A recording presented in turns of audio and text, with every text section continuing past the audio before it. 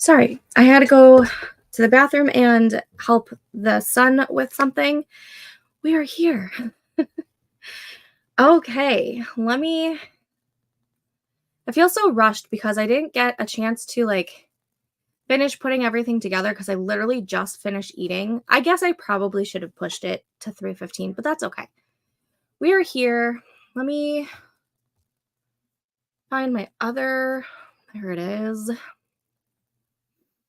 Okay, we are going to go ahead and there it is. We're here, guys. Okay, we're gonna share a screen. Present, share screen. We're gonna do this one first. I'm gonna make this like full screen in just a moment, but let's see. Going to the comments. Michelle's here. Hello. Hello, hello. I think I'm going to start with a blank Google Doc to take our own notes and everything. That way I can then input them into the template that I'm putting together, just because I don't have the template fully figured out yet, but we're gonna work with it. I just want to give everyone just a few more minutes who wanted to join in on this. Like I said, let me see. I do still have this banner. We are doing a live streaming brainstorming session together. This is part of the Choose Your Own Adventure brainstorming experiment that I'm putting together, where we are going to be brainstorming, plotting, outlining a story together. And that story that we create is going to be a fun writing project that I do. I'm hoping for the summer to where you guys will be able to actually see me writing it live. And I'm super, super excited about this project. So for those of you watching the replay, that's what this is all about. And it started off with this nugget of an idea of where I wanted a anti-hero or villain love interest. And there was like magical elements in the story. That's literally all I had, and I didn't know where to go with it, and I figured why not try doing like a little brainstorming experiment with all of you guys. So that's how this like started. And then not to mention Bethany Atazada is one of the biggest inspirations for this because she did something similar back in October where she plotted a book with her followers. Like they had a whole bunch of input and like they got to have a say of where the story was going. And I thought that was really, really cool. And I've always really loved choose your own adventure books. And I figured, why not try it? So that is the whole reasoning behind the choose your own adventure brainstorming experiment. And I'm blogging about it. I'm also going to be doing sit down videos about it. It's going to be a fun series. I don't know how long it's going to be on YouTube or anything. I guess it just depends on, sorry, there's something in my eye. I guess it just depends on how much brainstorming and plotting and outlining we want to do, I guess. So I have, let's see, I've got my water because I feel like I'm going to be talking a lot during this. And I'm just getting my document For our notes, set up real quick. We're gonna make that title and center. We're gonna do actually choose your own adventure brainstorming project. It'd help if I spelled that correctly. All right. So for question 1, let me make this, there we go, full screen. And actually let me zoom this in. I know there's a way to zoom it in.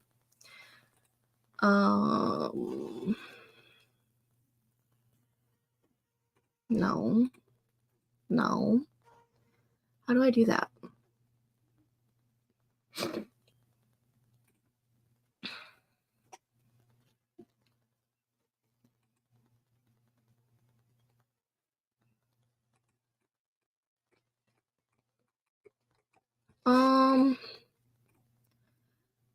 Here? Oh my gosh. Why am I blanking on how to zoom in? Oh, is it because you're not full? There we go. I knew there was a way. Let's see. Let's go ahead. Is that big enough for you guys, or do you want me to zoom in just a little bit more? That better? 175? Okay, so the first question that I had asked was, what romance subgenre should we go with? And I said subgenre because I write romance mostly, and then I worry about whatever genre afterwards, because I know that romance is going to be like the main focal point for me. So, and I knew since this was going to have magical elements to it, it was going to be either like fantasy or paranormal or something of that realm. So we had the choices of high fantasy, which is a whole new world with higher stakes, and the magical and fantastical is common in the world. And then there's low fantasy, which is a whole new world, but sometimes it's lower stakes and the world or the magical elements aren't as common in the world. And then we've got portal fantasy, where there's one primary fantasy or one primary world, and then you portal into a different world. And then there's a cozy fantasy, which is sort of like, I think the best or the most popular thing I can think of is Legends and Lattes. Is described as a cozy fantasy. It's more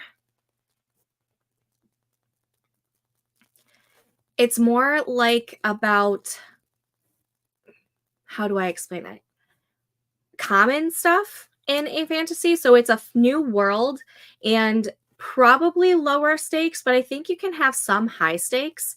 But like cozy being like you're in like a cafe, or you are a bed and breakfast, or it feels more of like a contemporary, but in a fantasy world. And it's more of like the everyday mundane type of things that you're going through.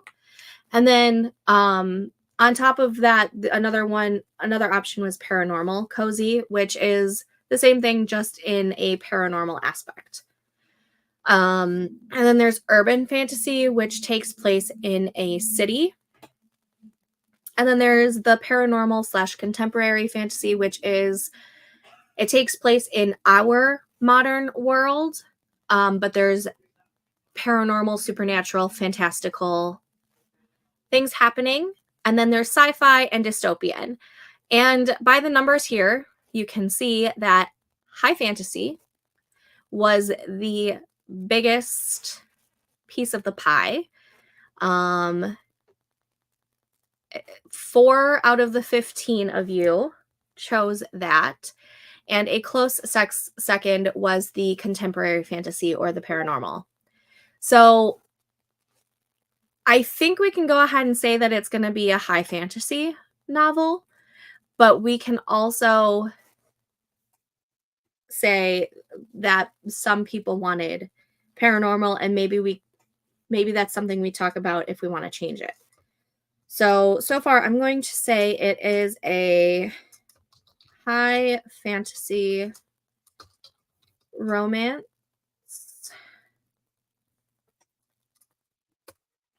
And the second question was to vote for your top 4 to 5 romance tropes. So we're going to go over what the top 4 to 5 romance tropes were. And for this one, I'm just going to zoom out just a little bit so I can see it all together real quick, or at least for the most part. Oh, I keep pressing the wrong thing. Let's see. Still can't see it all together, but the Grumpy Sunshine is the highest one, so we're definitely going to go with that. So Grumpy Sunshine. And let's see, the second highest. Let's see, there's 1, 2, 3, 4. 4 with 4 votes, and that's Fated Mates. Oh, wrong one. Fated Mates. And then number 3, Forced Proximity. And I guess this is where we can figure out if we want it to be forced or if we want it to be close, because if you were in the live stream earlier, you know that there's apparently now a difference. And then another one was Found Family, which is always a fun thing. And the next one was Protector, Alpha Male, Bodyguard, Guardian trope. So we're going to do Protector, Alpha, Bodyguard / Guardian type of trope. And that's actually 5 tropes right there. So Grumpy Sunshine, Fated Mates, Forced Proximity, Found Family, and then the Protector, Alpha, Bodyguard, Guardian. Just real quickly, we can see what the others were. A lot of people liked the best friends, brother, sister, or brother, sister, best friend. Cross-cultural / interracial, enemies to lovers, which I'm shocked it didn't get more votes, but that could just be me. And then only one bed, rivals, and small town / return to hometown. So those were the results of the tropes. Let me zoom this back in to the 175. Okay. Question number 3 was, should we focus on a certain universal fantasy / butter, as T. Taylor would describe it? Vote for your top 3 choices or vote no if you don't like any of the options. So there was a tie between Pride and Prejudice and Hades and Persephone. And then there was a 3-way tie of No Thank You, The Cinderella, and The Beauty and the Beast.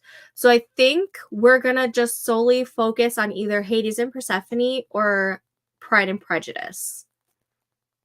So let me write that down. So the butter /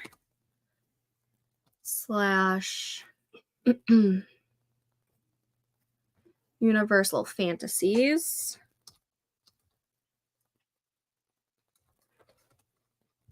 are either Hades / Persephone or Pride and Prejudice.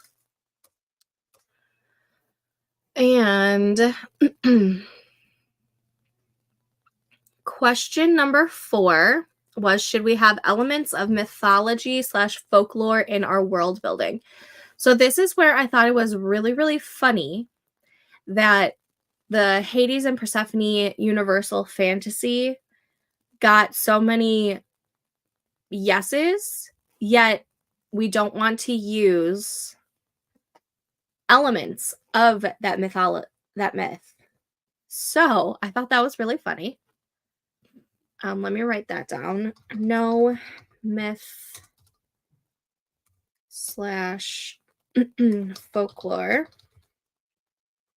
in the world building. And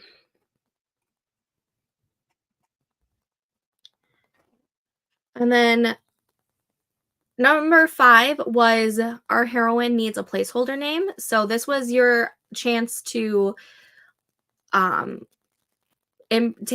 in some input on what names you liked. So we have Luella, Helen, Samantha, Sam for short, Skylar, Sydney, Aria, Juniper, Alice, Gracie, Andromeda, Clover, Willow, Marjorie, Alana, Alara, Lily, Charlotte or Charlie, Rain, Mallory or Mal.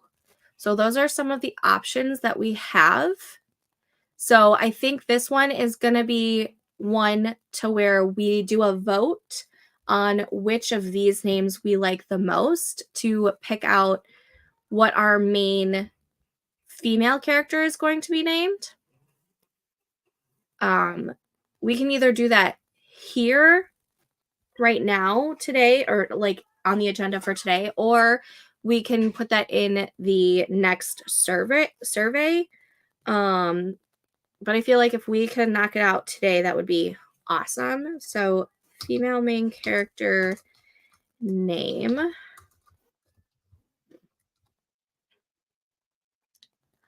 So I'll write those down. And then 6 was the same thing, but for our anti-hero / villain, what his placeholder name would be. And so there's the options of Kyrell, Hector, Harry, Rhett, TJ, Owen, Alexander, Sebastian, Julian, Cassius, Archer, Damien, or Kieran. So I'll write those down as well, and we can go over it in a little bit.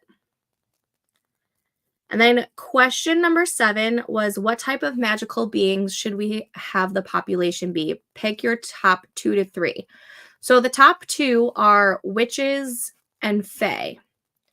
And then if we did 3, werewolves / shifters would be there. But I kind of like the witches and fae mix. So let me write that down. Male main character name. And then type of magical beings. Witches was number 1, and number 2 was the fae. And I'll put number 3, maybe, werewolves / shifters. Question 8 was, what are some traits or rules that apply to the majority of our magical beings? And I figured we could do the top 3 maybe, unless we want more. But overwhelmingly, stronger than they look was the top choice. And then longer lifespans or can live practically forever was the second choice. And then love to make bets, wagers, or contracts was the top third, was the number third, was the third place. And then both, they have a specific weakness, and ability to glamour was tied for 4th and 5th place. So I think that was really fun. Traits / rules that apply to our magical beings. So that is stronger than they look. Longer lifespans. And love to make bets, wagers, / contracts. We can do number 4 / 5. No, I don't want 4/5.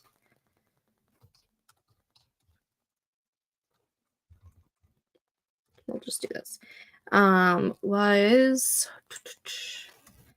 specific weakness or ability to glamour. Okay. And then question 9 was, what are the top 2 Save the Cat themes that sound the most interesting to you? I also included an other, if there was any other themes that you think would be interesting to read in a novel. Nobody chose other, but the top choice was a survival one. So that's including the will to live or surviving something else. So I'm going to write that down real quick. Save the Cat theme, survival. And then I'm going to do the top 3 since there was a 2-way tie for the second spot. So that was forgiveness, and that could be of self or of others, and then love, which is either self-love, family love, or romantic love. So I'm going to write that down as well.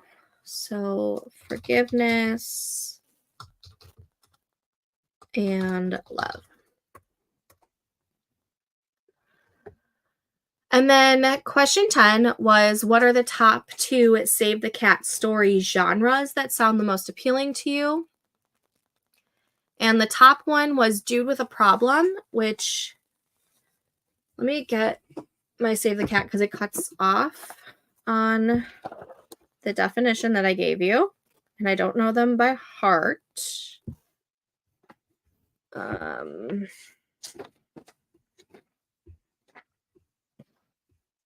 Just getting to the page, sorry. I don't have it marked down in the young adult one, and my other one is buried. I might have to get that though.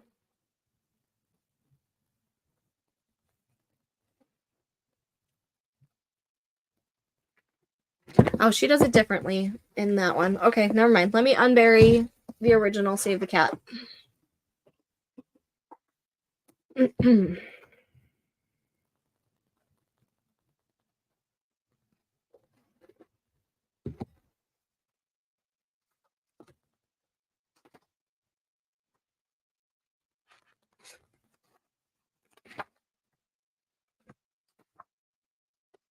Okay, so Dude with a Problem is described as an innocent, ordinary hero suddenly finds themselves in the midst of an extraordinary circumstance and must rise to the challenge. So that's what Dude with a Problem is.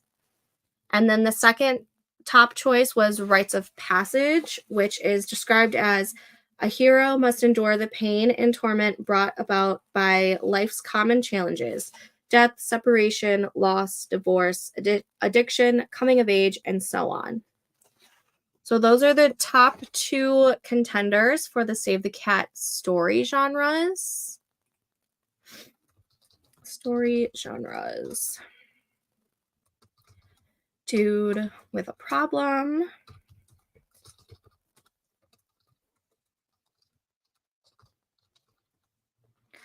or rites of passage.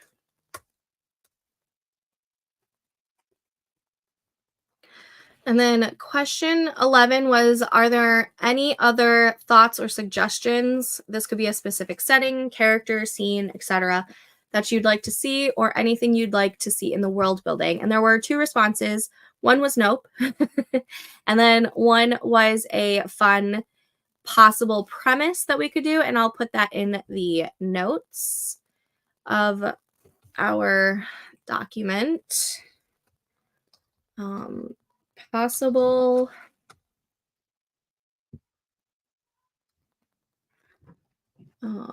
suggestion. That's how we'll do it. Suggestion. And pasting that. So I'm going to go ahead and share this tab instead. So these are the notes that I took just from going over the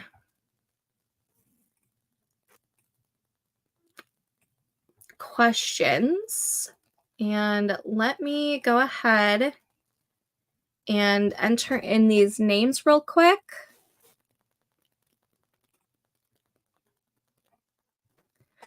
If you have any questions oh my gosh, I literally just said questions. If you have any questions, comments, concerns, ideas, go ahead and put them in the comments. And I'm gonna get these names transferred over real quick. So there was, I'm gonna do this in a like a bullet.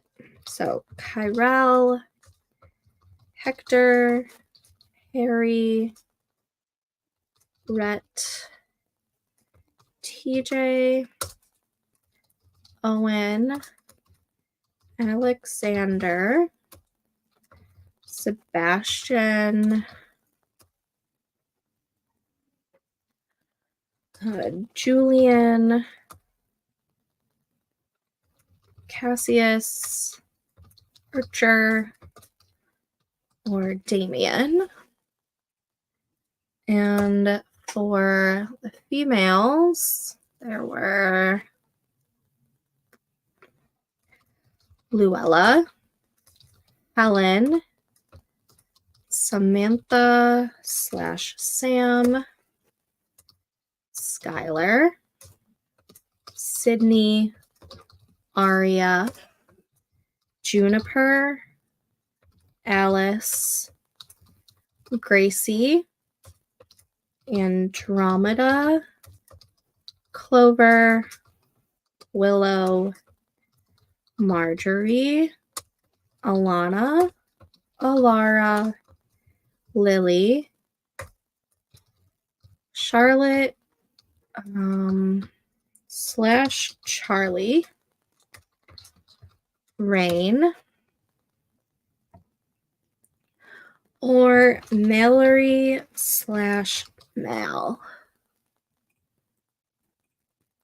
Okay.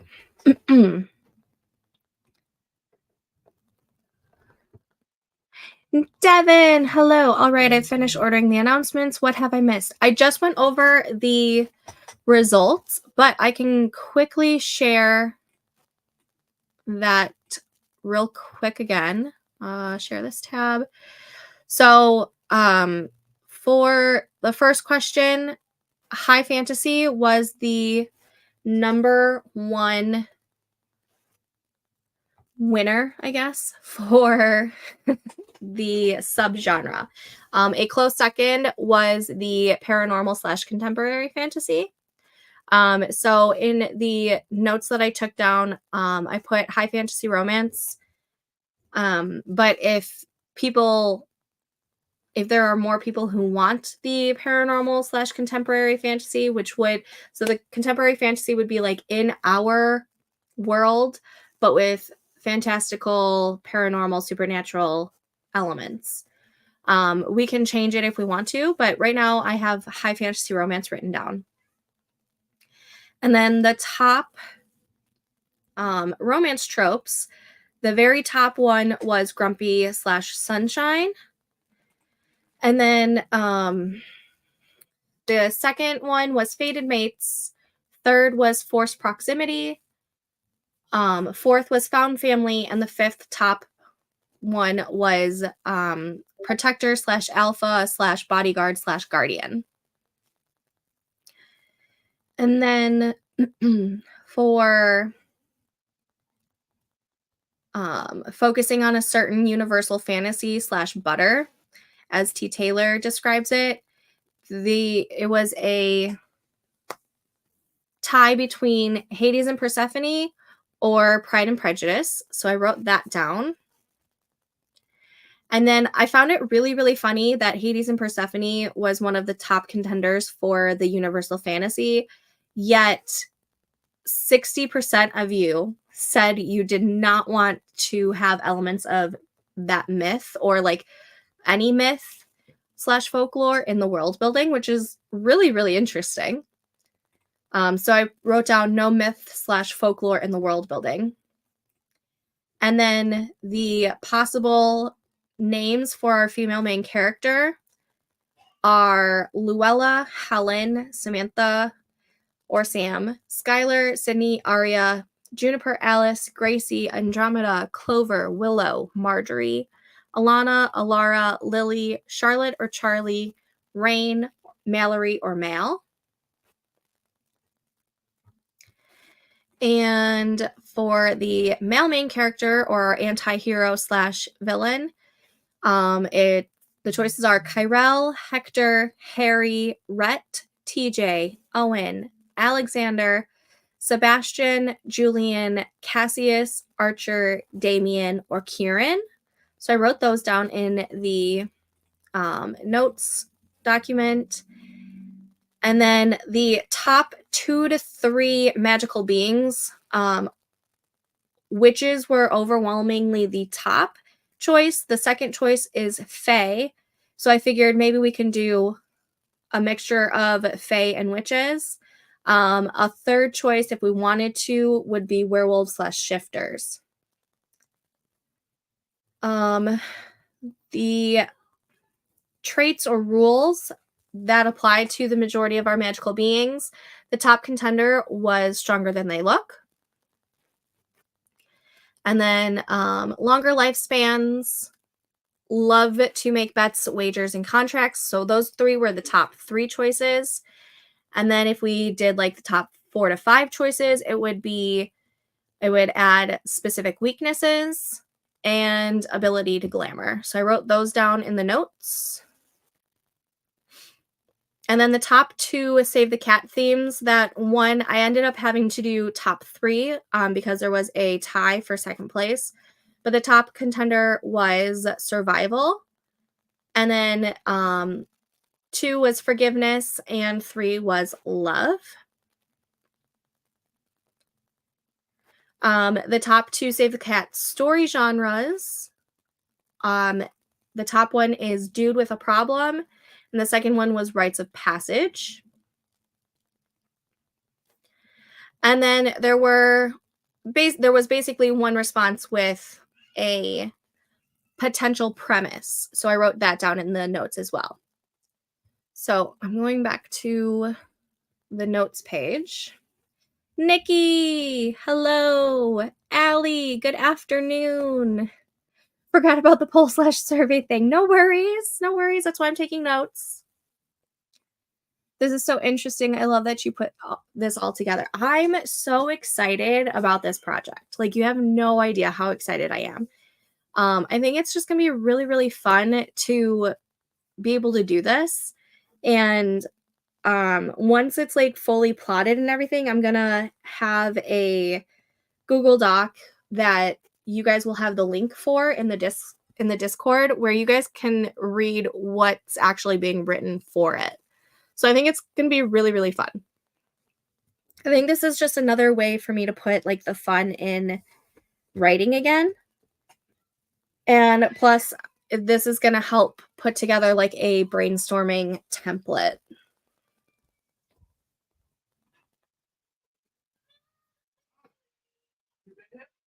Sorry, my kids are crying. I don't know what's going on.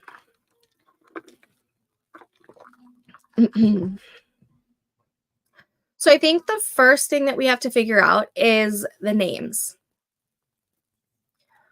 Are there any names here that are like jumping out at you? Let me make this just a little smaller, see if it can get all on one page for you. There you go. Are any of these female main character names jumping out at all of you? I mean, we can put it in a survey for later, or we can at least pick the top like 3 or something that we all like. Honestly, the ball is in your guys' court with this.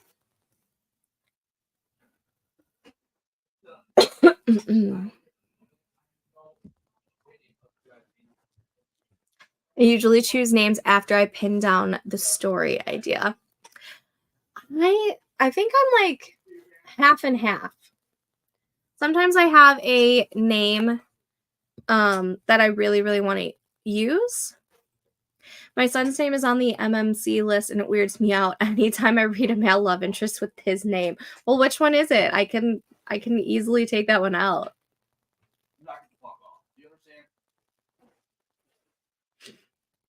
Mm-mm. Oh, man.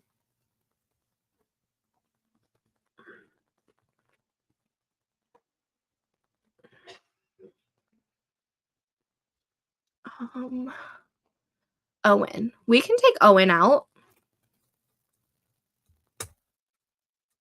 I mean, even if there's any other names that you guys like right now, I can put it on the list. I usually choose a name after getting the personality down for the characters. Okay, well, why don't we... That's so funny. My son's name is Bowen. That's so funny. If there are any other names that you guys like that you want me to add to the list, I can add them, and then we can just do that for a survey then. So let me write down...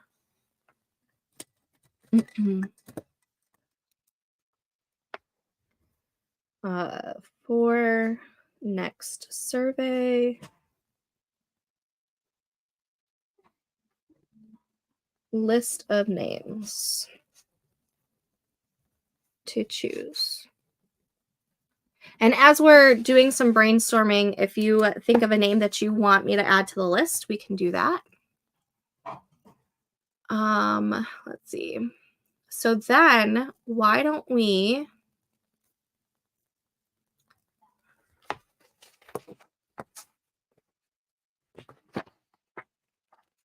Okay, so I did a little bit of brainstorming when I first saw some of the, probably like the first like 5 responses, wanted to see like kind of where it was leaning. And so I did a little bit of brainstorming on if it was a high fantasy with a grumpy sunshine, forced proximity, or found family, because that was one of the top choices at the beginning of the survey results. And at the end, where after I closed it, those are still some of the top ones. So some possible ideas could be, let's see, I wrote down a determined witch with a heart of gold is tasked with infiltrating the Fae villain's inner circle to gather information for her coven. I also wrote down, I should have typed these out now that I'm thinking of it.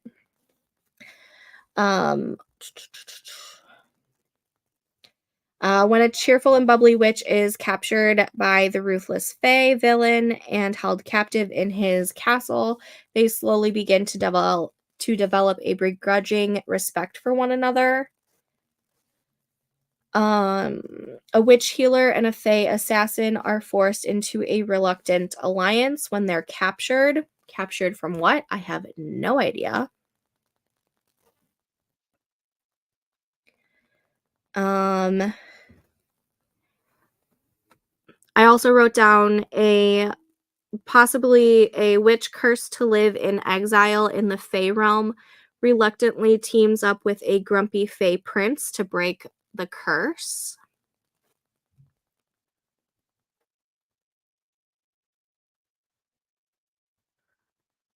Let's see.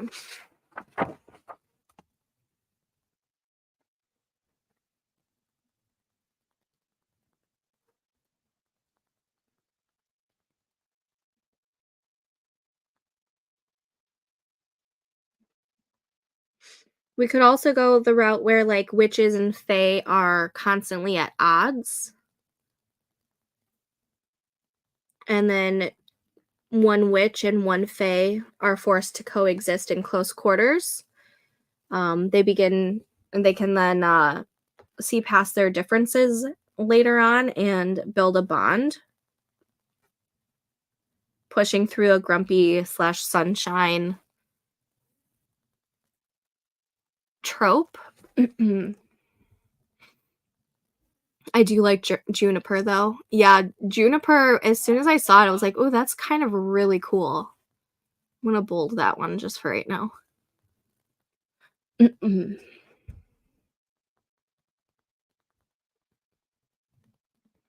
then the possible suggestion that was written down was a king tired of the fighting and bickering of the world seeks a mixed blood female to wed to end all conflicts. By the very definition of her heritage and laws of magic, none would be allowed to go against them. So there would be an age gap. But age gap didn't come up on the top. Let's see, did age gap even make it at all? There were 2 votes for age gap. What if witchcraft and fey magic cancel each other out, but they need to work together? That's a possibility. Let's see. What if witchcraft and fey magic cancel each other out, but they need to work together?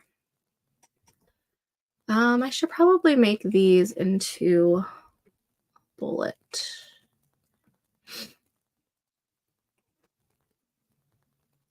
That's not what I wanted. Let's do that.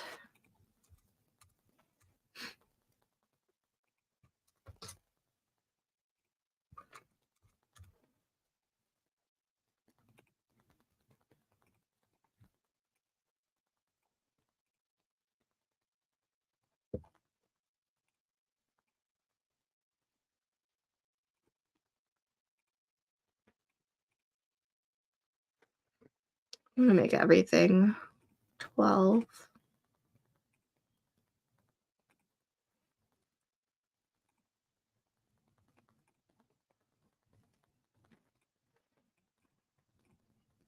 Okay. So there's another one. I probably should have been typing those out as I was saying them out loud, huh? Witches and fae are constantly at odds. A witch and fae are forced to coexist in close quarters. Eventually, they begin to see past differences and build something pushing through the limits of a grumpy/sunshine relationship.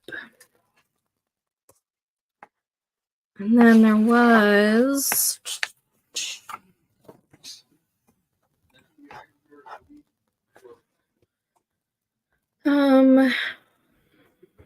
a witch is tasked with infiltrating the Fae villain's inner circle to gather information for her coven.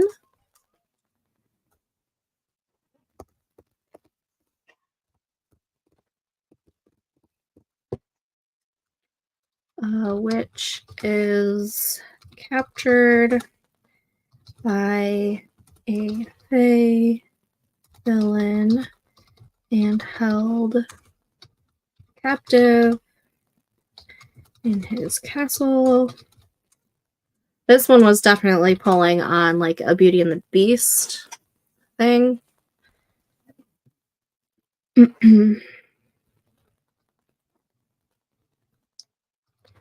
They slowly develop respect for each other.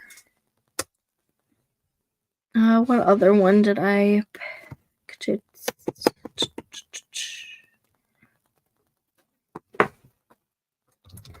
A witch healer and a Fae assassin.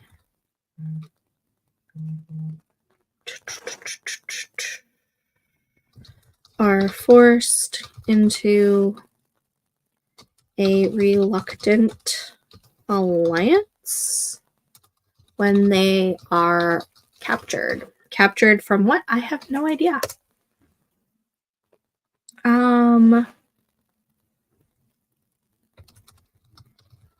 Which cursed to live in exile in the Fae realm reluctantly teams up with a grumpy Fae prince to break the curse.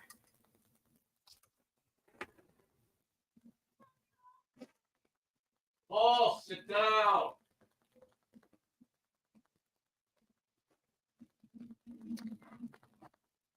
I think that's all the ones that I said out loud.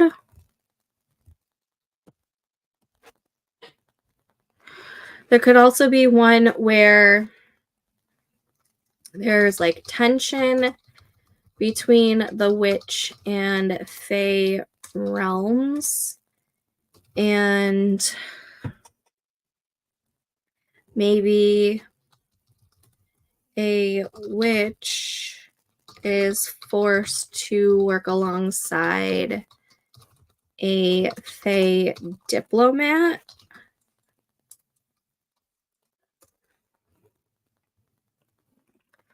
What about a labyrinth theme? What do you mean by a labyrinth theme?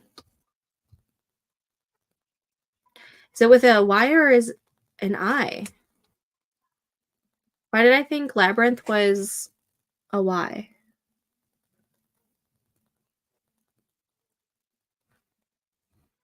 Labyrinth?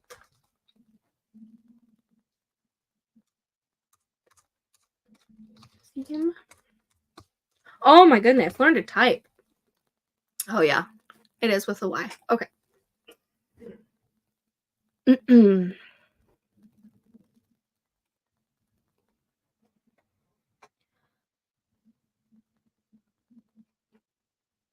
Oh yeah. I'm gonna hide that portion right now. And I'm gonna go like this. Oh,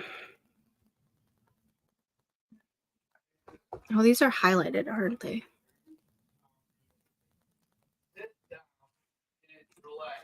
No highlight. There we go. That was bugging me. All right, so are we talking about like Labyrinth the movie?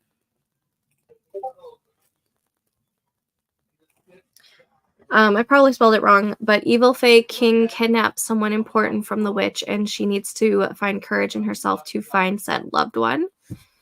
Love it. Adding that.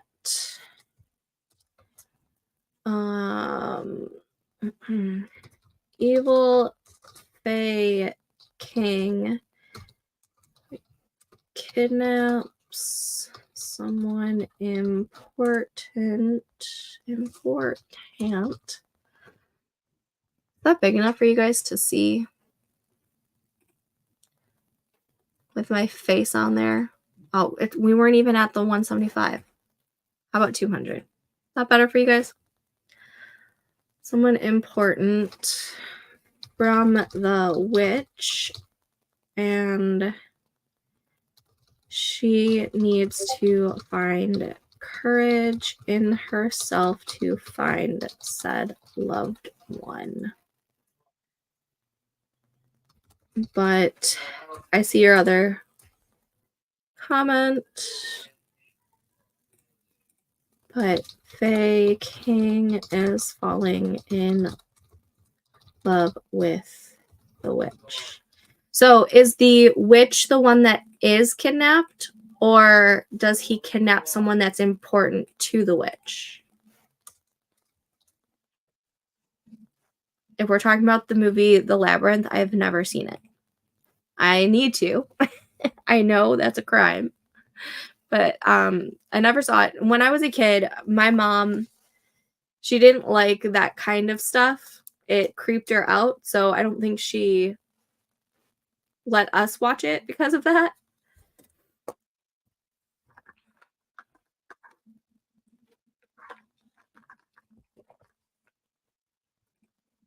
Okay. He kidnapped someone important to the witch. Okay. Kidnap someone important.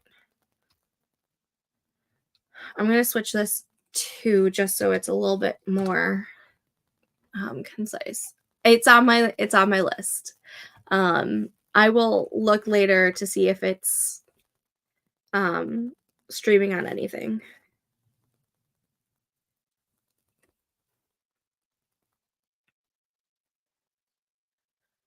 So let's see.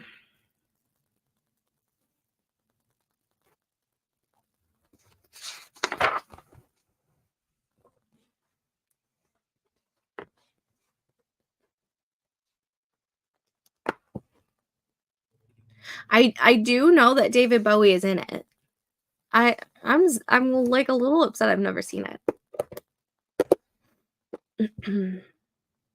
I can only think of the reason of me not seeing it when I was younger is because my mom doesn't like the paranormal or fantasy type of genres.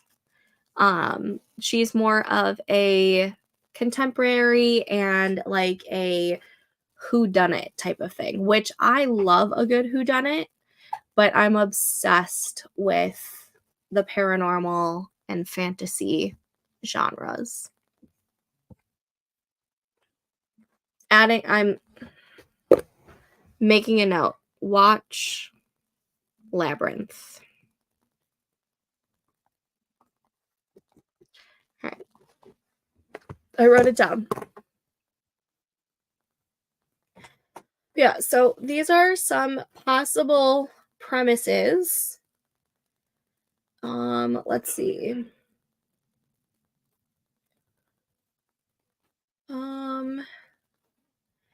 So traits/rules that apply to our magical beings: stronger than they look, longer lifespans, love to make bets/wagers or contracts. What if we come up with a premise that a witch gets suckered into a contract or bet? We'll just do this. Bet, wager, contract with a fae villain.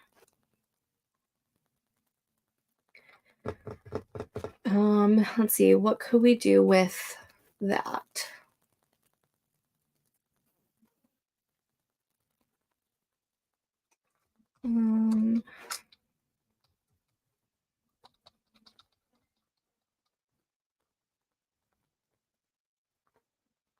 Maybe she entered a contract without knowing it, or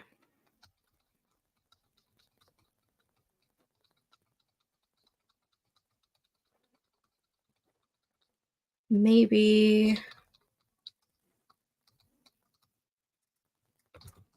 she's super, oh my God, what's the word? Confident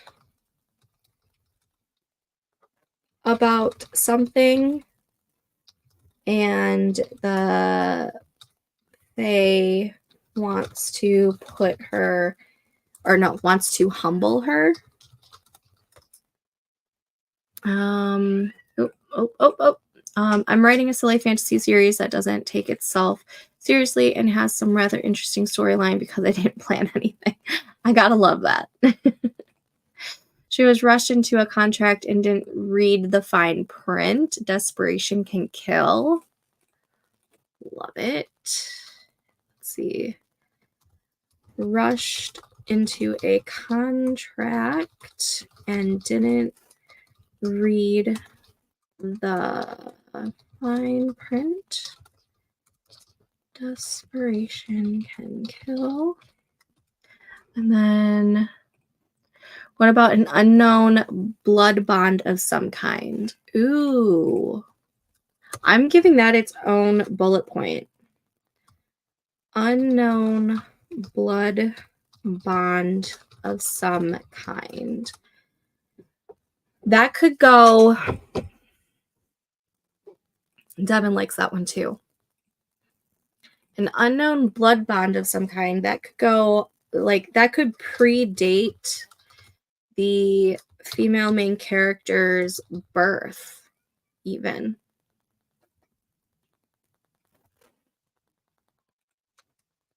Could predate FMC birth. Like maybe a parent entered their unborn child into it, or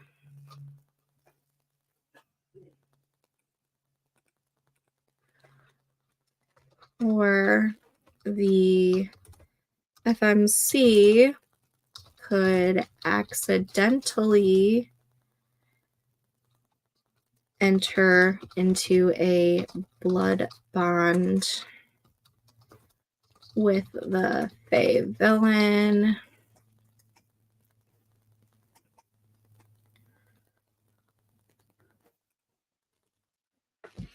You like the predate one where a parent entered the unborn child into it?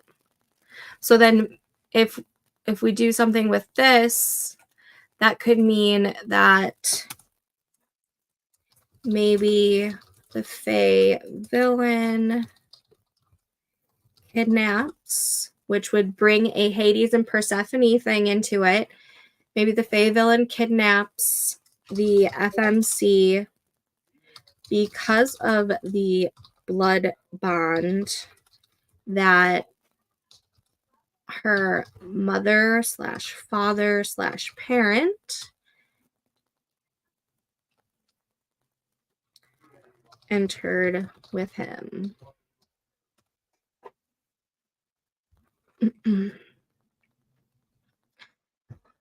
If we go this route, the FMC could potentially be pretty naive. Maybe the parent kept them pretty secluded and away from most people for fear of the Fae villain coming to collect. Do we like that premise? So many great ideas. I love brainstorming with people. This is one of my favorite things to do. Not gonna lie, I'm kind of really liking this blood bond. I think that's really, really interesting.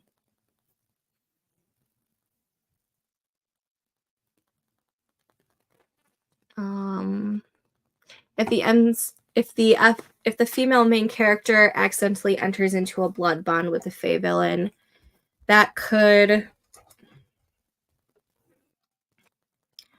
if we go with like a Hades / Persephone type of butter, maybe she unknowingly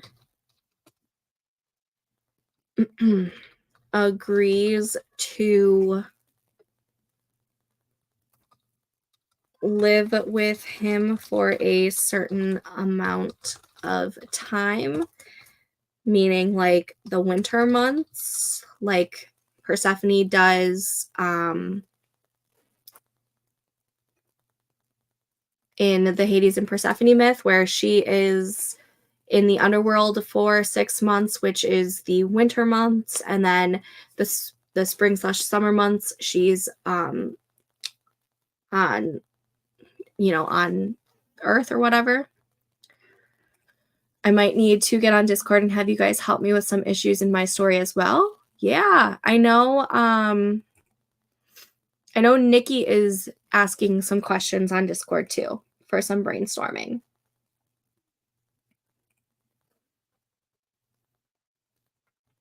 I think she has it in the brainstorming project channel, but I might do a separate channel for just this project that we're working on together.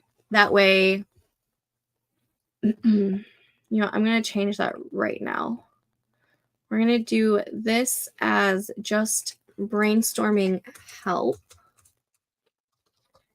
And then I'm going to make another one. Oh, save changes. So I just changed that one to brainstorming help. So that's where you guys can go on the Discord to ask each other for some brainstorming help. And then I'm going to create a new channel and I'm calling it Choose Your Own Adventure Brainstorming Project. That's a long ass fucking title. And this is where I'll have all of the new updates and everything. So I'll transfer all of that stuff over to the new one. Yeah, that way we don't get things confused or we don't lose things. Back to this. She unknowingly agrees to live with him for a certain amount of time. The winter, let's do the fall / winter months. And then she can go back to her homeland for the spring / summer months.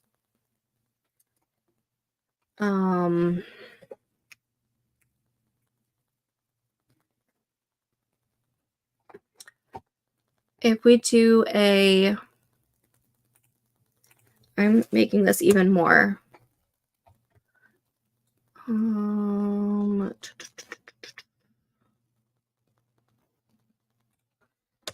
we go.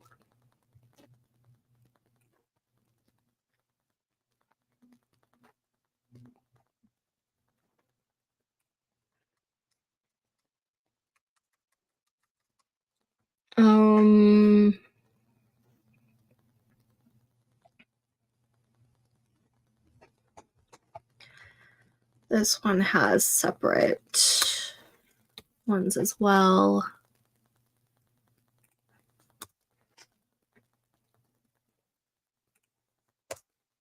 go.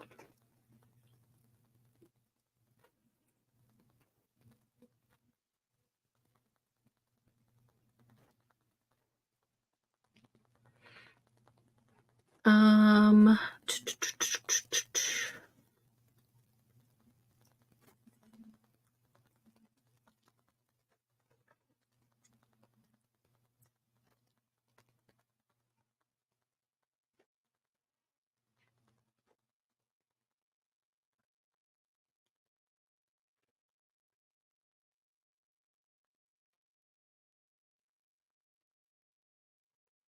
I don't know, guys. I'm kind of really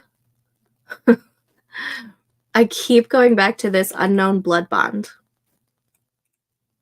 I kind of really, really like that premise. Or not premise, but that like initial idea. So then we got to figure out if it's an unknown blood bond to the like FMC like prior to her birth, or if she accidentally enters into one when she's older and she comes across the Fae villain. But I'm really liking this blood bond scenario.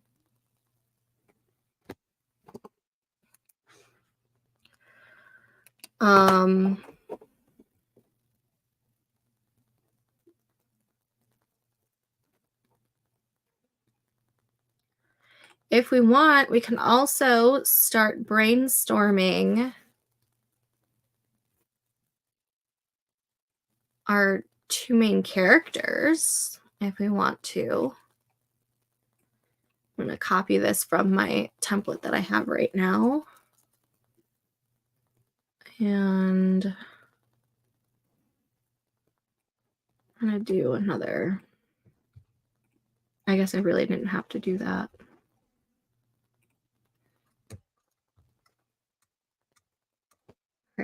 No. Or yes. No.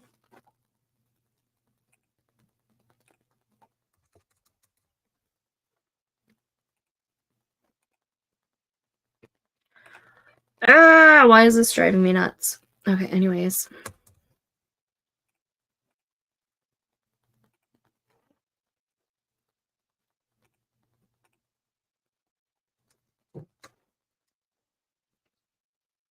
Nope, that's not what I want.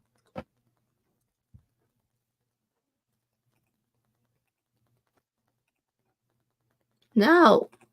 Sorry, a window popped up. Name just FMC for now. Which we would need to figure out her want, need, her flaw, misbelief / lie. Is there anything that you guys specifically want in your female main character?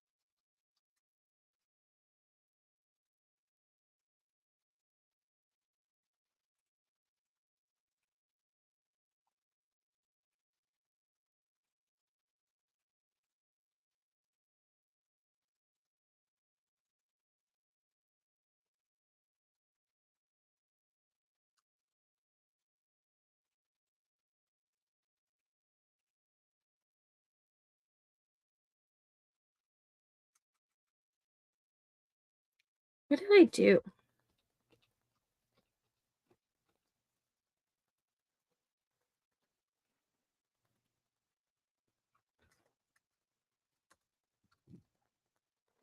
Okay.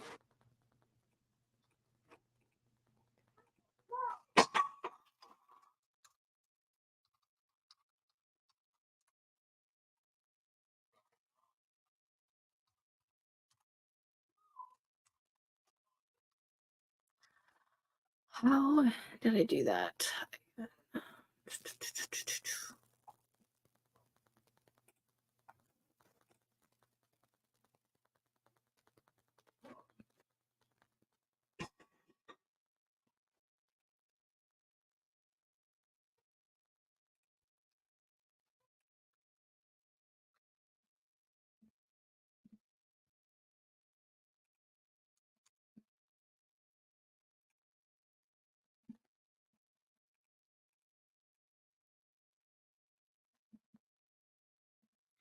Why is that not showing up?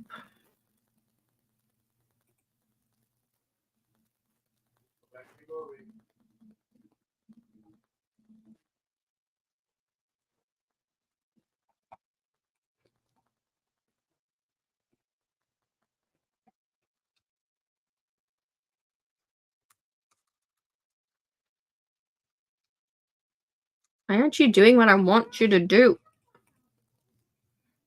Sorry, guys. Clearly, I'm having technical issues. Insert table. 2 by 1. Yes. 1. This is name.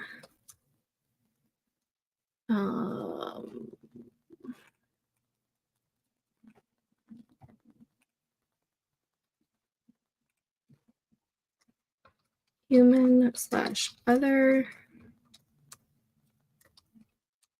Want. Need. Law/misbelief/lie.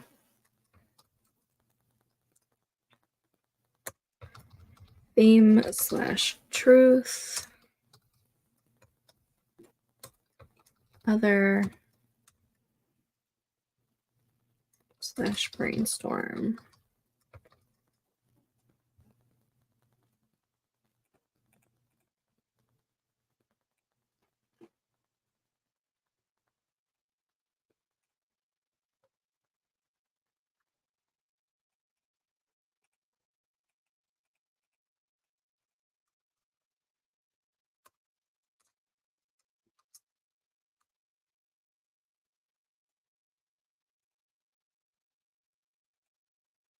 What? No, that's not what I wanted. I want to insert a row below this. Why aren't you popping up on the side here? Oh, my goodness, guys.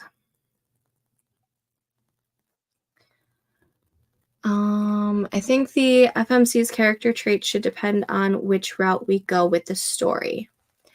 So,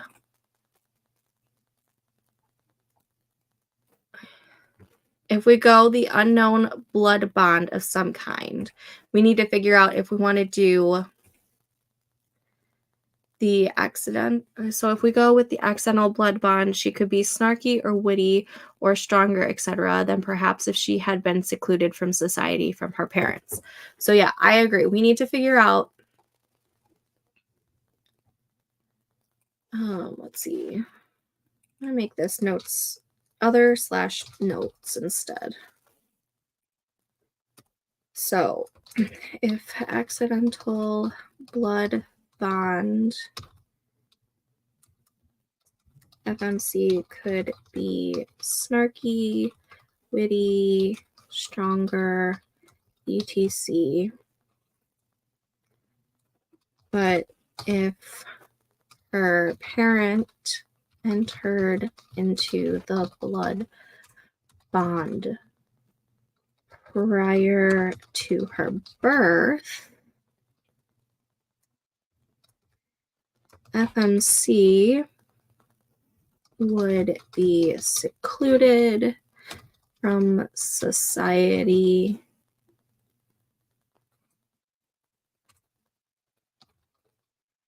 more naive, etc.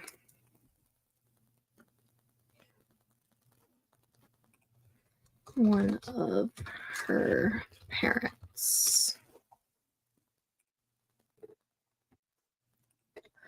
So this is definitely what we need to figure out for sure, is if it's going to be an accidental blood bond that she enters herself, or if one of her parents entered into the blood bond prior to her birth, but it concerned her.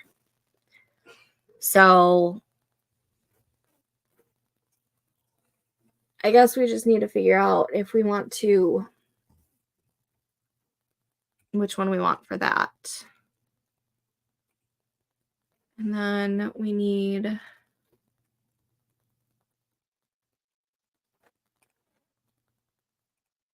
no, I don't want to move the table. I want to add WTF.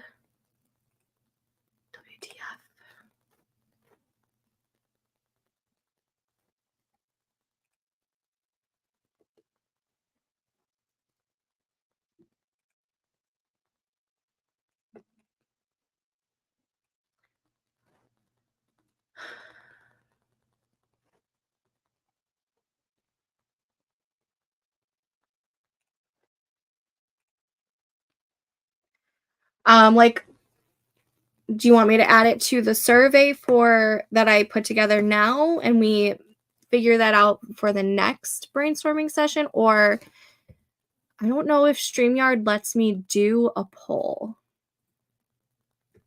Let me see. Let me pull up the YouTube video I have going. Let's see. Will the chat here let me do a poll? I don't think I have enough.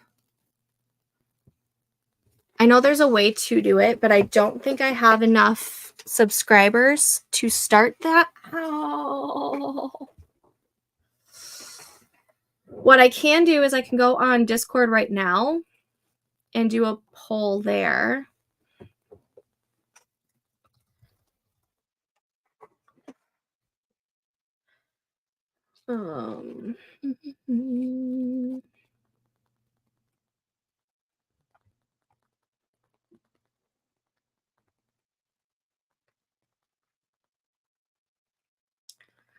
This is a channel where we discuss all things pertaining to our choose your own adventure brainstorming sessions.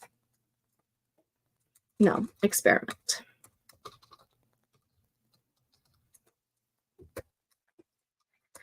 Currently in the live,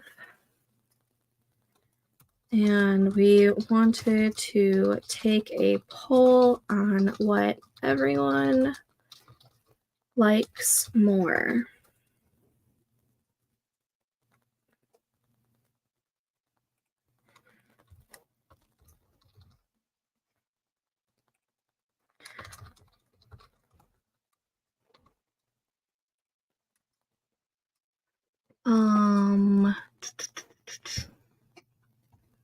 I see your comment, Devin. Let me.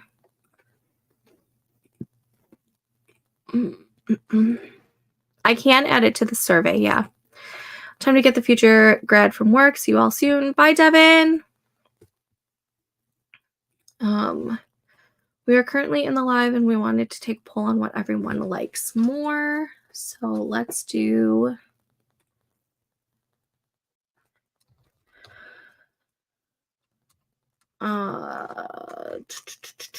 Let's do.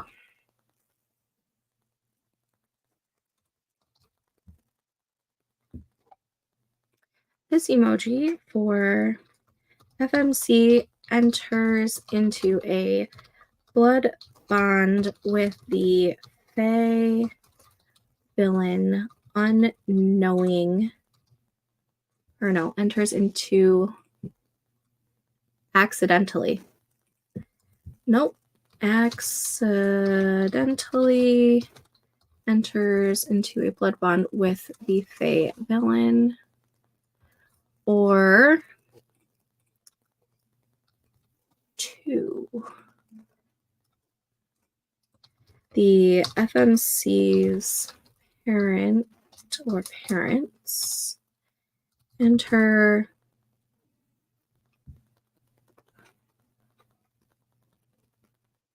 a blood bond with the Fae villain and their unborn child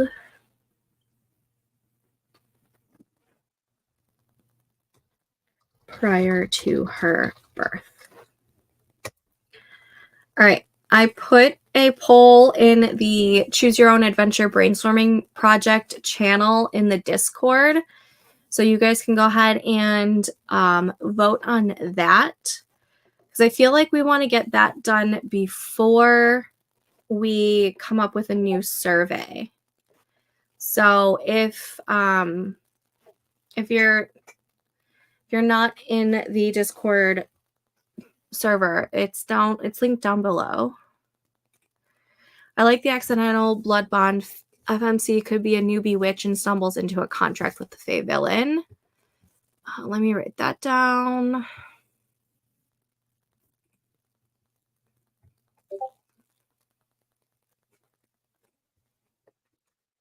Right here.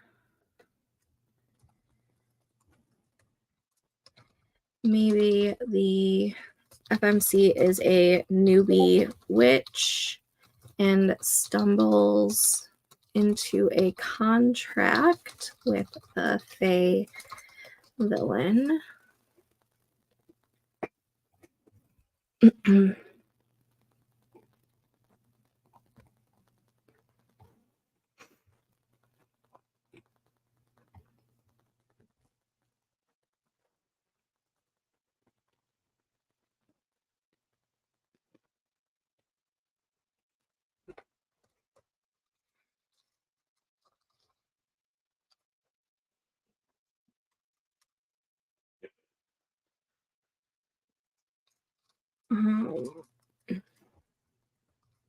Which is stuck in a blood bond with the Fae villain.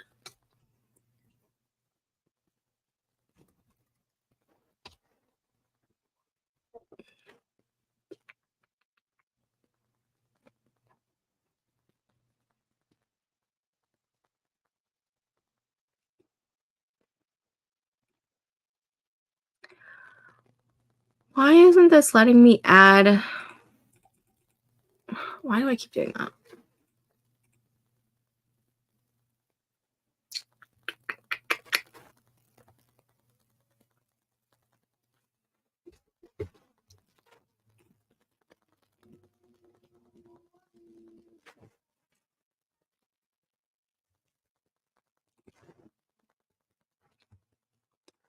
So the premise is leaning towards a witch is stuck in a blood bond with the Fae villain. So then, we're gonna bold that.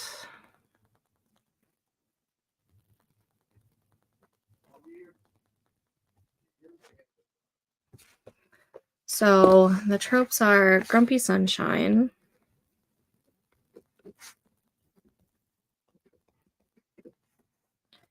fated mates.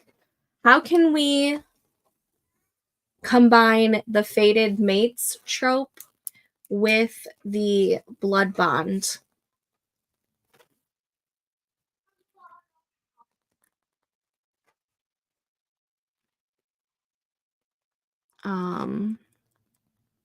Like, does the Fae villain have some sort of like oracle who lets him know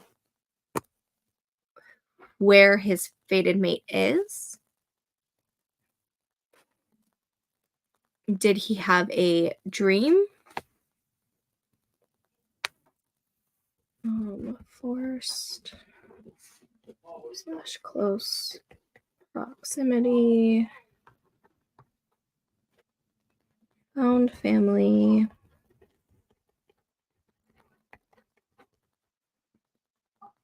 and protector / alpha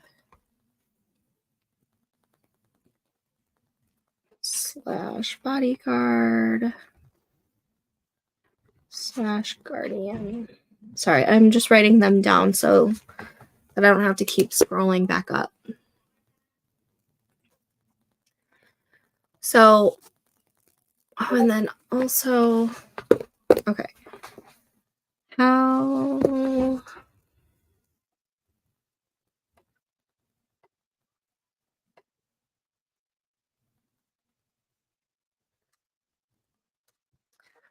we're gonna do more of this. So then we need to, how does a fated mates trope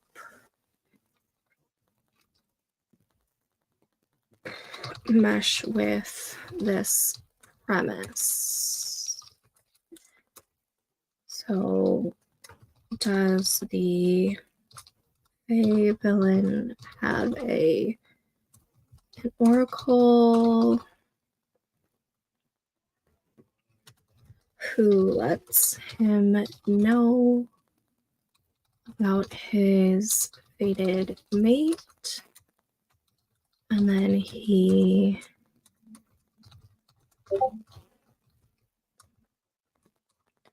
maybe he tricks FMC's parents to enter their unborn child into a blood bond.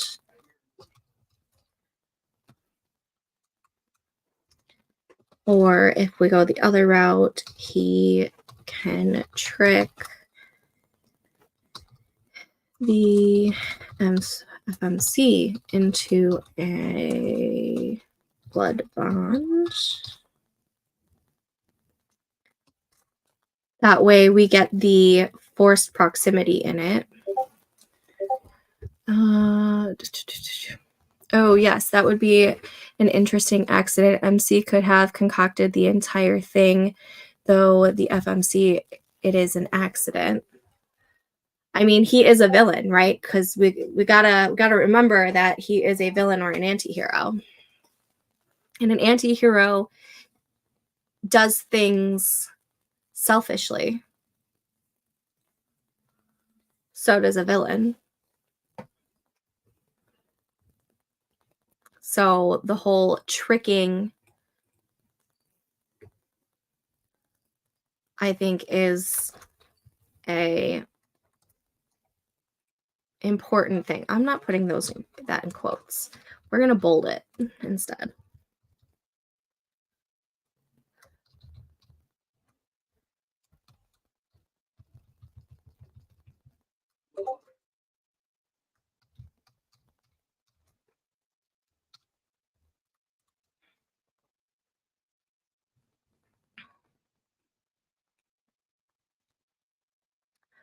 So far, we've got a tie in the Discord for both of them.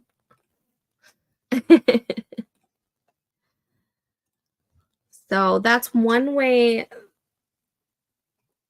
that we can have the fated mates trope in there.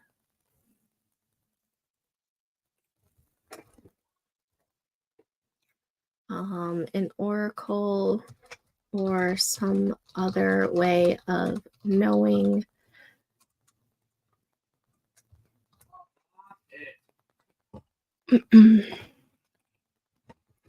perhaps she has a forbidden power and her parents had to seclude her from others because she is vulnerable / has power that others would want. Maybe he tricks the parents into the blood blonde, claiming to keep her safe, but it was for his own gain. That is a way to do it. Let me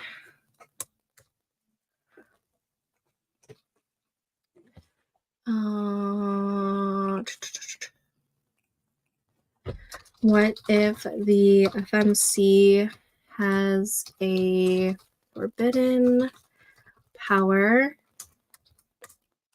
and her parents had to seclude her from others because she is vulnerable or because she has this power and others would want it.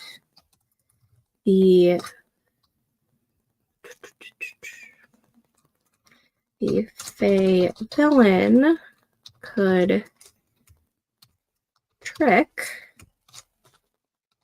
her parents into the blood bond, claiming to keep her safe, but it was just for his own gain. So then what would be his gain? What would be his gain for that?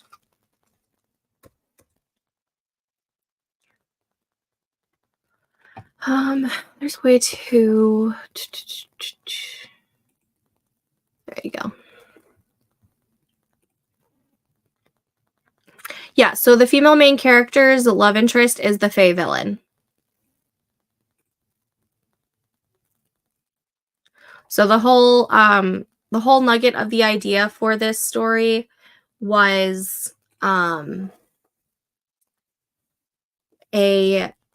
anti-hero or villain love interest for the female main character with magical elements. Maybe the other parent's son is her love interest.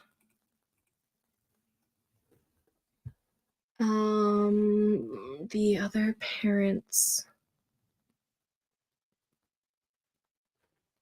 Which other parents? Like her parents?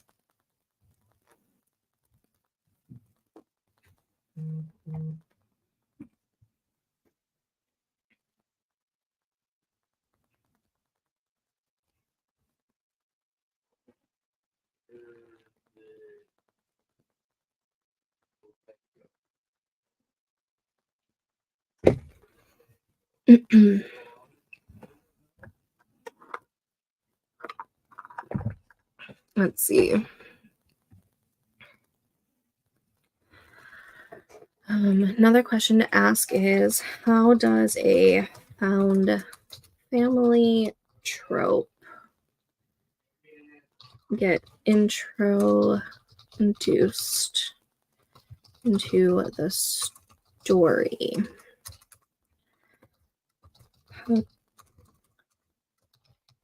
Maybe the female main character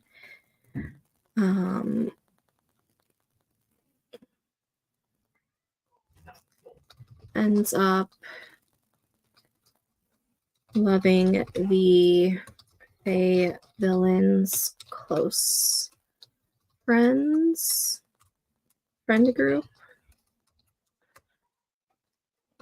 Does the MC meet people along her journey to the Fae villain's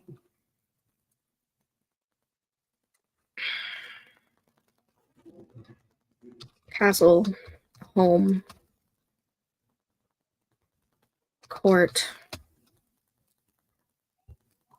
etc. Let's see.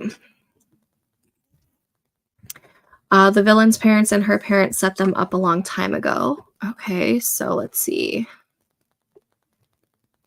Let's make a new. Maybe the villain's parents and her parents set them up a long time ago. He finds out later on what his parents are trying to do to her and protects her from that. Sorry, my son's crying.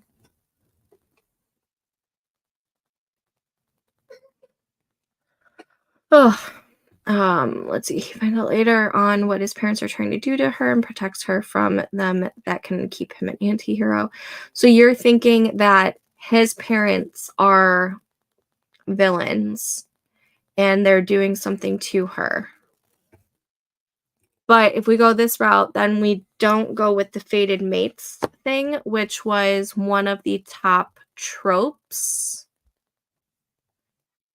that won. It was like the second top trope to use.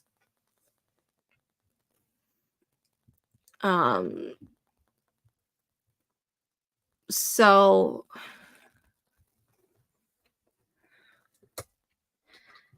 if we go this route, regardless, they would end up having to be fated mates somehow. Let me just make that note. I went to sleep. Let me check the Discord. So far, there are 2 votes for the FMC's parents entering her into a blood bond prior to her birth, and 1 vote for the FMC accidentally entering into the blood bond herself.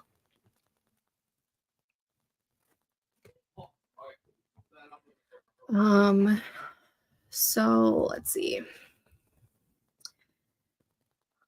Notes about the fated mates. Have notes about the found family. What other?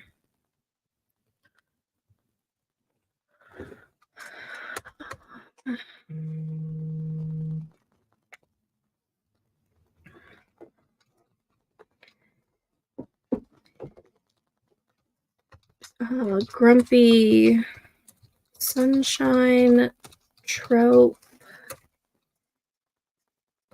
FMC is the sunshine, and villain is the grump, or FMC is the grump, and the villain is the sunshine, which could be interesting, though. Are many villains sunshiny?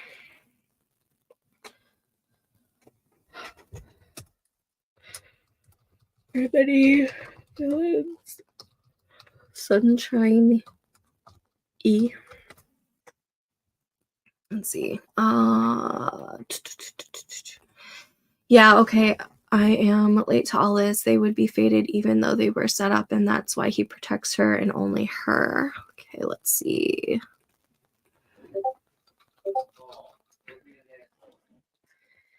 Maybe he protects her and only her because of their fated mates scenario.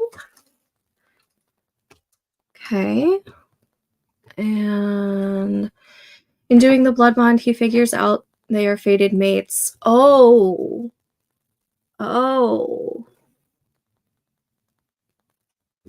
But he doesn't want to be fated mates. She doesn't know about this because either witches don't have fated mates or she's too inexperienced to know what signs to look for, etc. Okay, how does fated mates trope mesh with this? Okay, so how about add this? In doing the blood bond, the fae villain figures out they are fated mates, but he doesn't want to be fated mates with her. She doesn't know about this because either witches don't have fated mates or she's too inexperienced to know what signs to look for, etc. Let's fix these typing mistakes. Then they can start forming an actual bond. And they can start forming an actual bond. He questions if it's just the stupid fated mate / blood blah. Yeah. Villain would question if it's just the stupid, I love that, stupid fated mate / blood bond thing, or if they are actually bonding for real. To add to Michelle's, that is until he falls for her.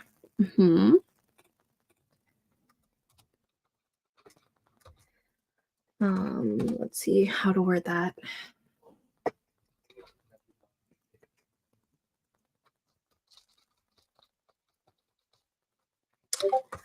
No, that's what I want. What could happen to ensure the villain that he is truly falling for her and not falling for her because of the fated mate scenario?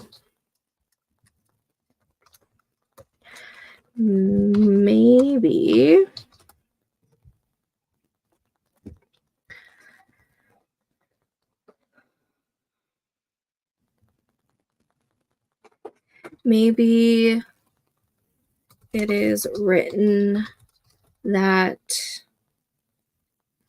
just because you are fated mates doesn't mean you have to like each other. Maybe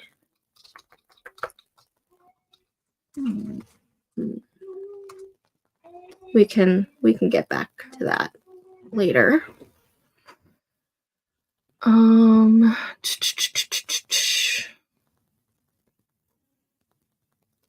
Okay, so far we have 4 votes for the parents entering her into the blood bond before she's born, and only 1 for the FMC accidentally entering into it.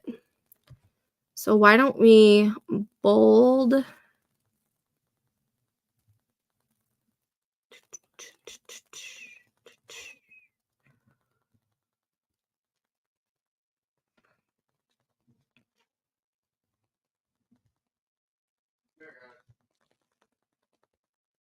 here we go. I was like, where was it?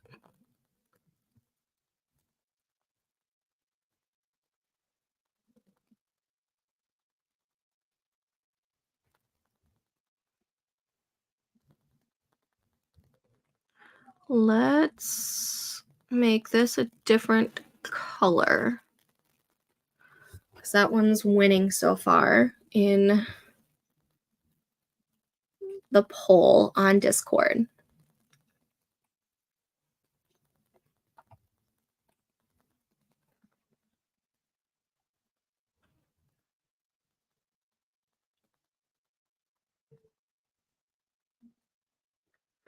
So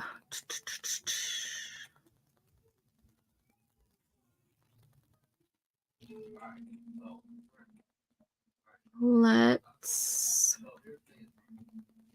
bold that, because that one is winning so far. Maybe an even bigger villain comes into play. Someone finds out about her and this person tries to take her. MMC's response is an immediate protective mate response, and then he knows it's real. I like that. Okay, so that we can also put with the protective. Okay, so I didn't even make a thing for that yet. So the protector / alpha / bodyguard / guardian trope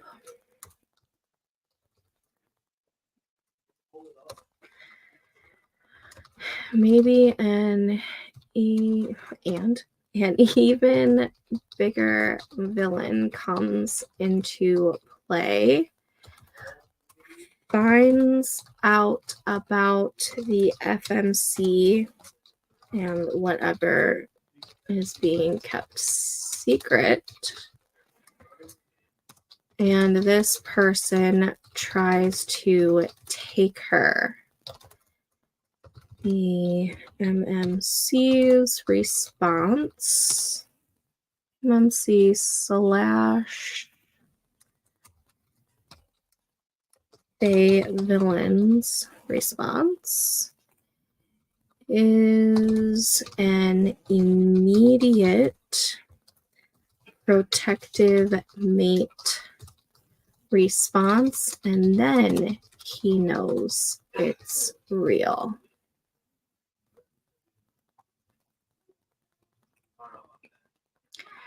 Nikki's asking their love and bond.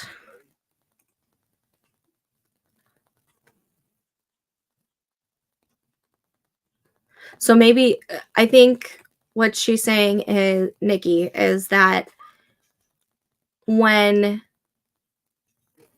this bigger villain comes to take the female main character, that's when he knows about the fated mate scenario. So maybe he was already falling for her before he knew about the fated mates. I'm thinking that's where Michelle was going with this, but I could be mistaken. It could be somewhere else.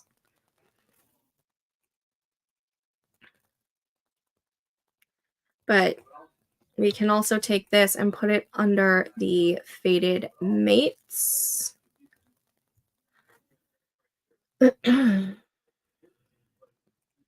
Which we need this one. So go.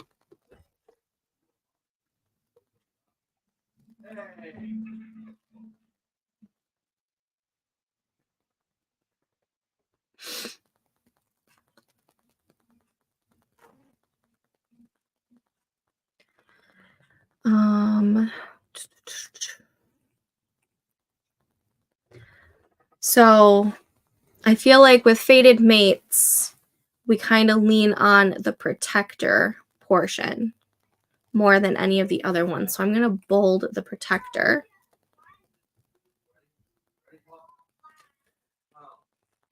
The love is real, so it's not blood bond leading their developing relationship.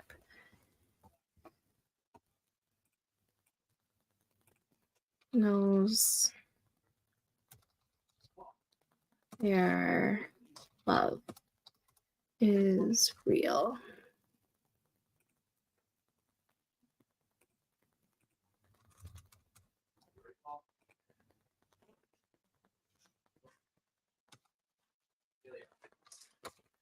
But then that also goes to say, would he then question the love because of the fated mates, or being fated mates means that you deeply care for them? Question mark. Another thing that just popped into my head before I forget it, which I'm starting to forget it. Shit. Oh no. Come back.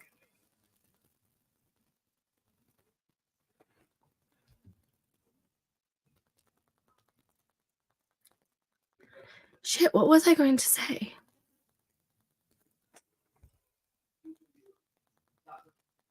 Oh, coming back.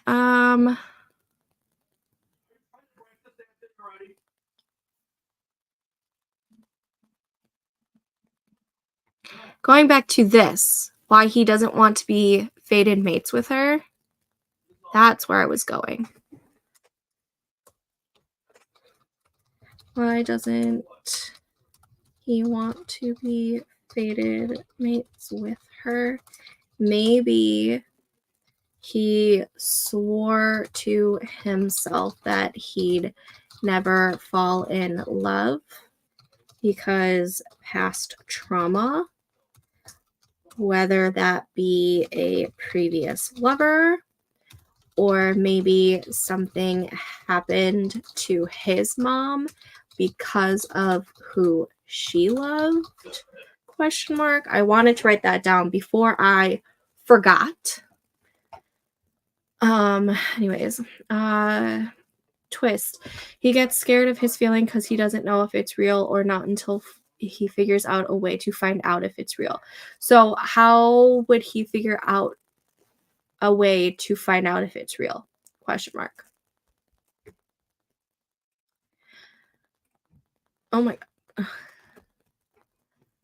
god. You like that? The this one?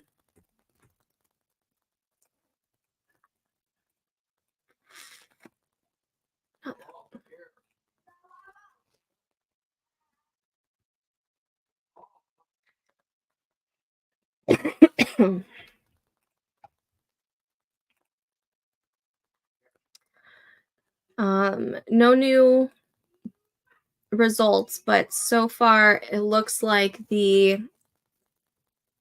FMC's parents entering her into a blood bond with the Fae villain is going to be winning out.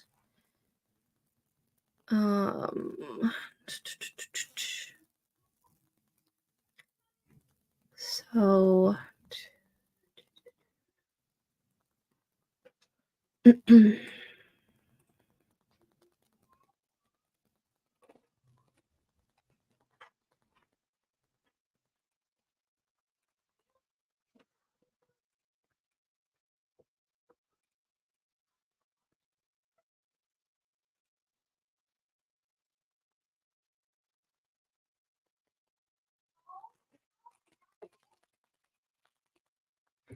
we're gonna do this. 1, 2, 3, 4, 5, 6. There we go. That's how I can do it. Okay.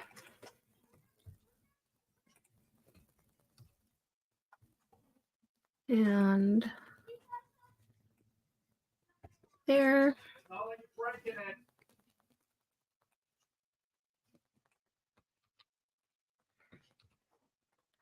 So then this is the Fae villain.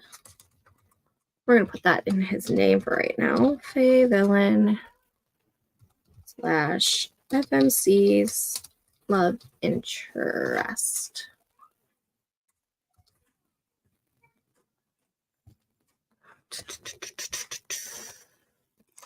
Yes, the past trauma, swearing never to fall in love. Yeah.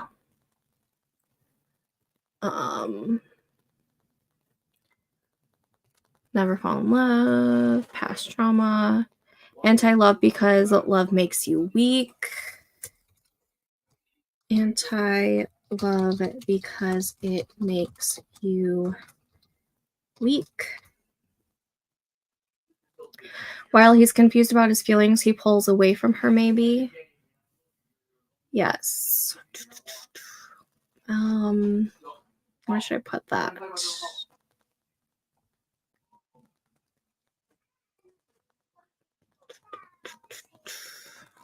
Yeah.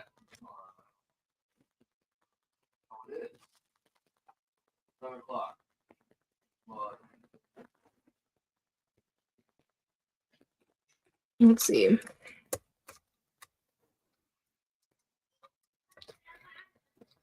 When the MMC / Fae villain is confused about his feelings for the FMC, he begins to pull away from her, which only adds tension and conflict.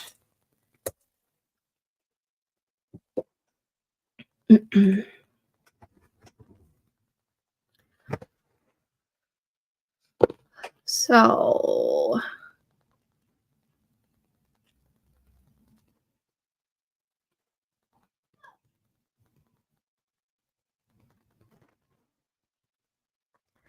since the FMC's parents are entering her into a blood bond with him, I think we need to come up with scenarios as to why they want to do that, or why they do that. So let's see.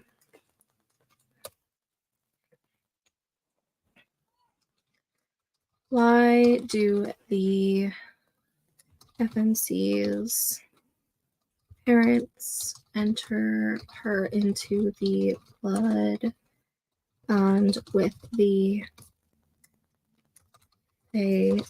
villain? So I'm bolding this so I can find it again. And that's where her found family, inhabitants of his home, castle, whatever, come in to rally around her and give her support for the pulling away. Yes, I love it. This is where the found family trope can really come into play, because her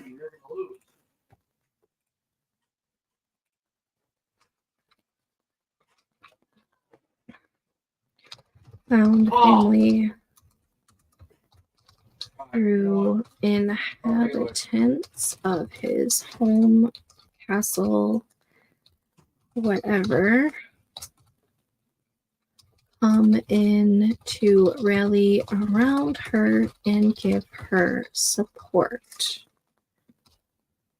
And we are going to put this underneath found family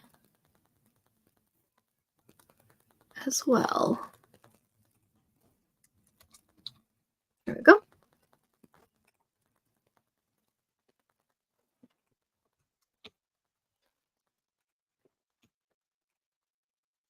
Okay.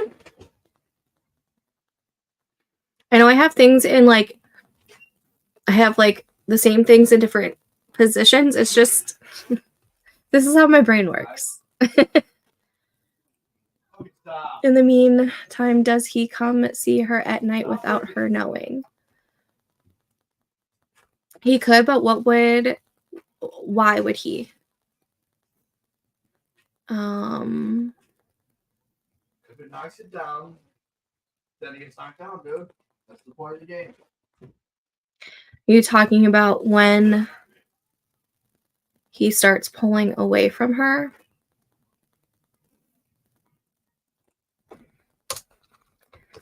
When he starts pulling away from her, does he watch her from afar? Is he drawn to her when he doesn't want to be? Where can we put that?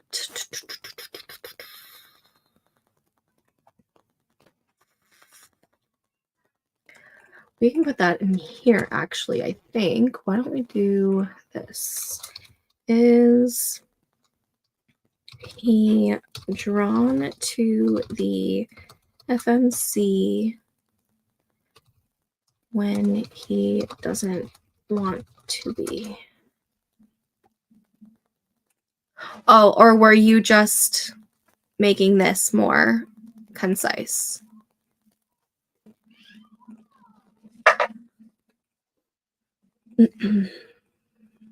Let's see. He is a fae. We need to figure out what he wants, what he needs.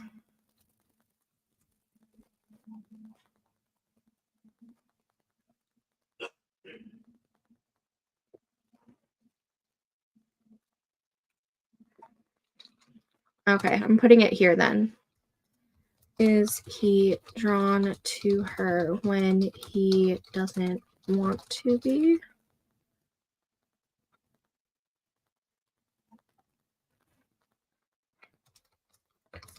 Sneaking in to watch her sleep.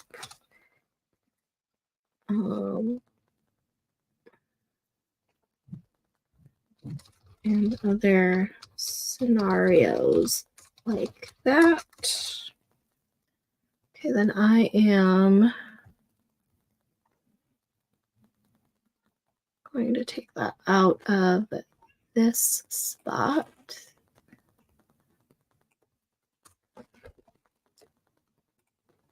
Ooh, creepy. Very Edward-esque.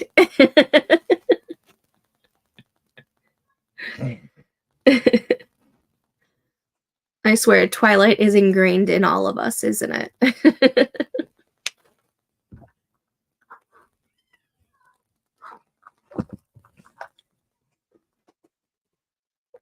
Oh. Let's see. What else haven't we tackled yet? It's so true. Seriously, I think it's ingrained in all of us. All of us millennials are so ingrained with Twilight, whether we want to or not.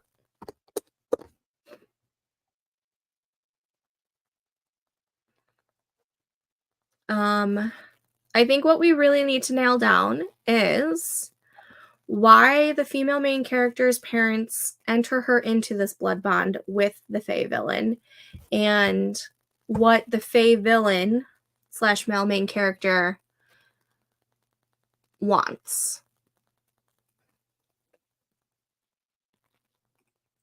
I read the books when I was pregnant with my son. I read the books while on a family vacation with my best friend.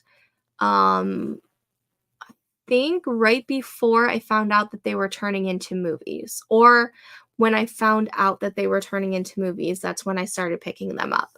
So I literally picked them up in like 2008.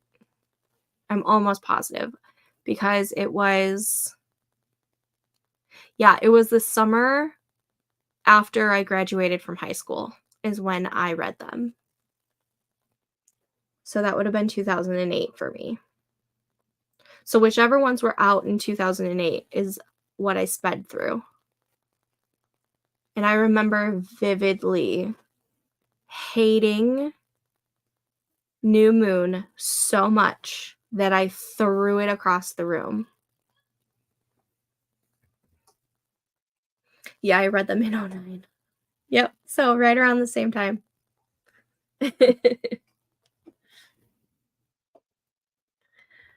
Then watched the movies. I went to every single movie premiere. I think the first, I want to say 2 or 3 movies, I went to the midnight movie premiere.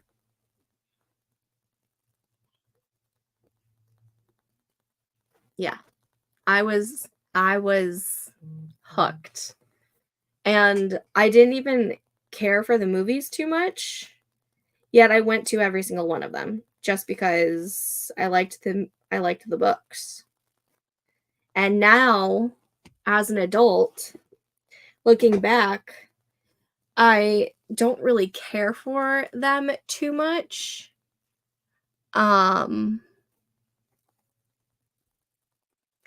Was the line crazy? It wasn't too crazy, only because we had like pre-ordered our tickets. So like, I mean, yeah, it was, yeah. Yeah, in a sense. But I don't think I was like concerned with crowds back then like I am now. I was more of a people person back then, and me knowing whether or not the line was crazy wouldn't have even been a factor. I vividly remember though, after the movie, me and my best friend at the time went to McDonald's to get McDonald's breakfast because it was like 4 o'clock in the morning or something.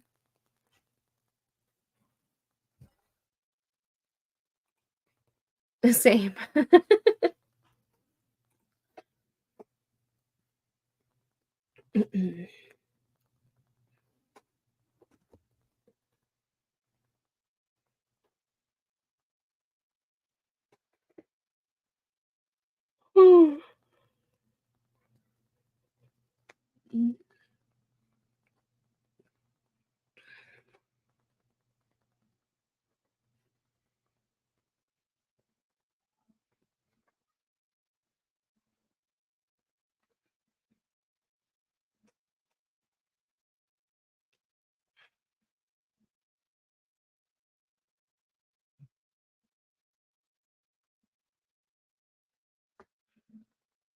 Okay.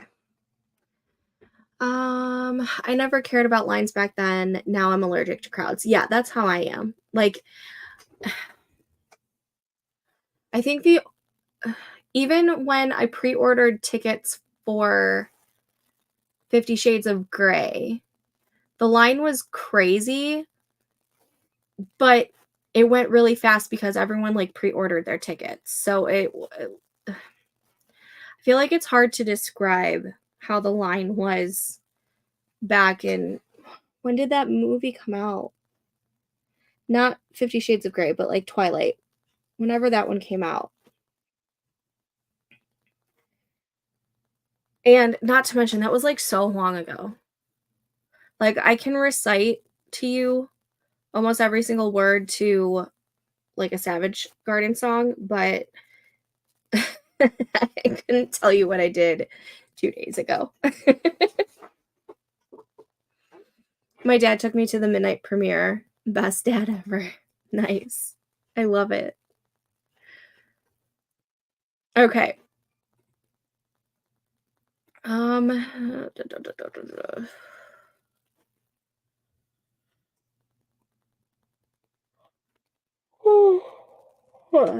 Okay. Why do the female main character's parents enter her into the blood bond with the Fae villain? Let's see.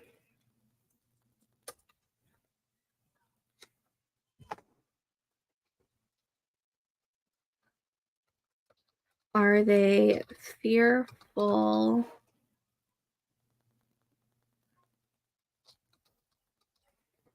about her potential powers? Is she part of a prophecy that they want her safe for? Is there a bigger, badder villain who wants her? And the only way they feel like they can save her is to have her with our MMC slash a villain. If we go this route, is the bigger, badder villain an arch nemesis to our MMC slash Fae villain?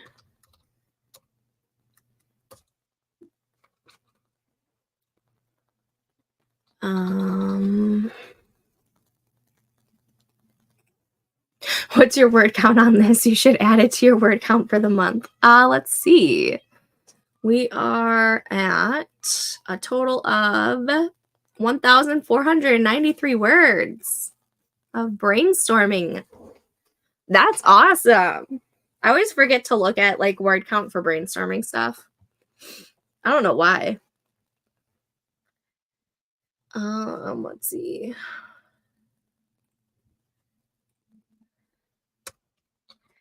Could she potentially have powers that could break the world / end the world?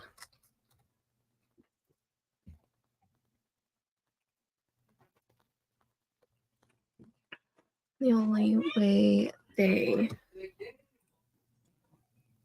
feel. I kind of like this idea.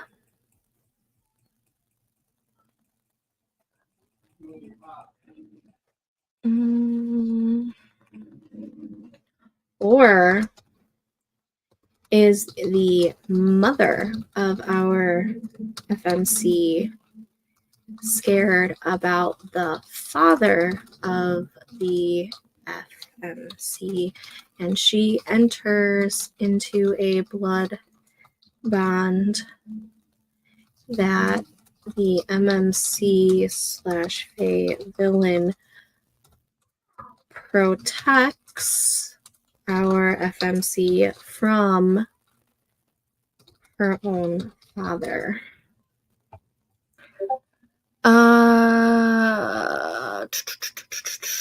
Question: what is his status? Is he a Fae prince? Is he part of an organization against the crown, etc.? We don't know. I just know that he is a villain.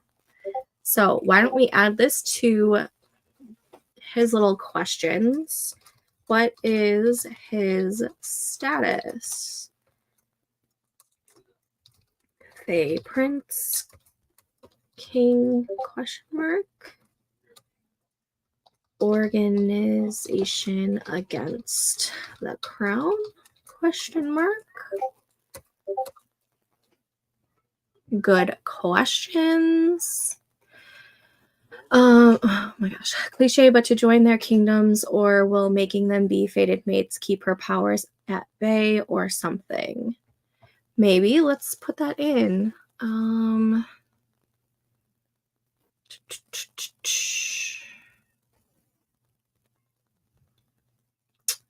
Join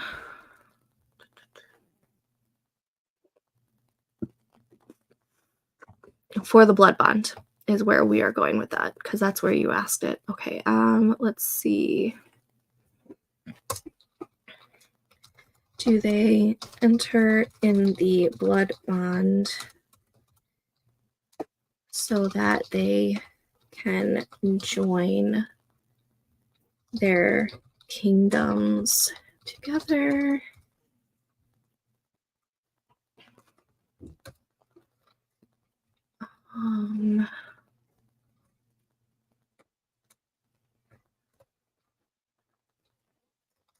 Or would making them be fated mates keep her powers at bay or something? Question mark.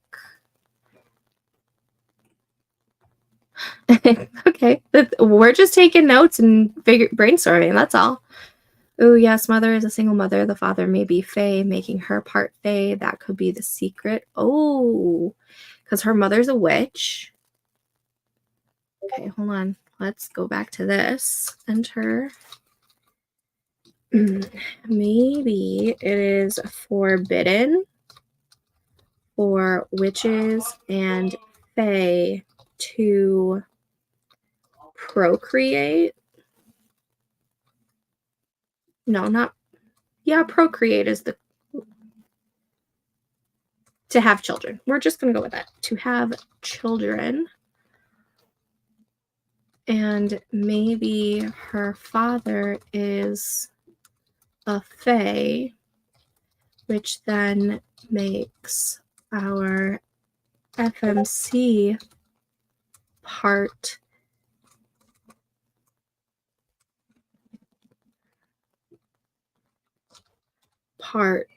Fae, which could be the secret. Love how I made everything but the E capitalized in that word. Okay, I'm getting into descendants. Maybe the villain guy doesn't want to be a villain. He was just raised that way. I'm iffy on this because I kind of like them wanting to be bad.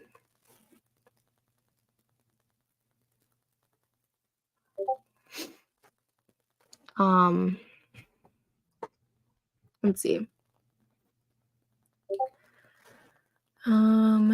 Maybe the villain guy doesn't want to be a villain. He was just raised that way.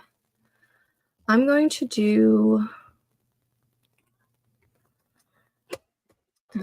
other / notes right here as well. And we're going to put that here. Maybe our MMC / Fae villain doesn't want to be a villain, but he was raised that way.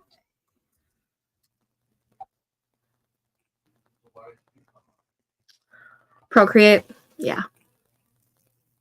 I wasn't sure if procreate is just the act of lovemaking or procreating is the act of being with child or you know what I mean? So it's just easier to just say to have children. Let's see. Another vote for the FMC's parents entering her into a blood bond.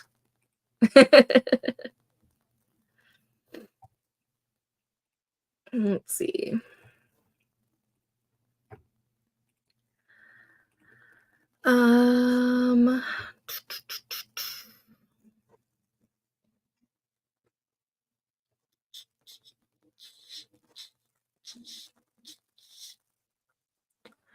Okay, I am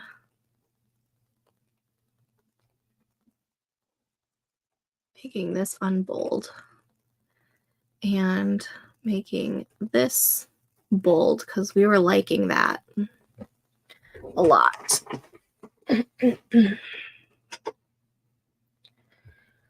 Let's see. What else do we need to talk about? Oh, you know what? We need to get rid of this part. There we go. FMC, which, but possibly secretly half Fae.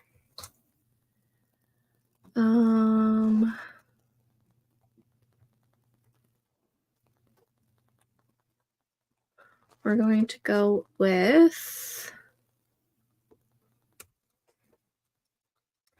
one or both. Well, let's make this one or both of her parents enter her into a blood bond with the MMC / Fae villain. Let's see, we should ask the same question of what her status is. Is she royalty of some sort? Or is she a commoner?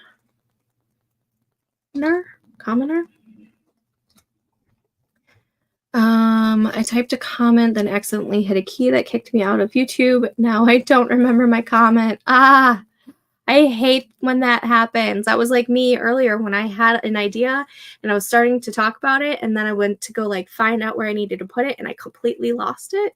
But luckily it came back, which was this fun thing.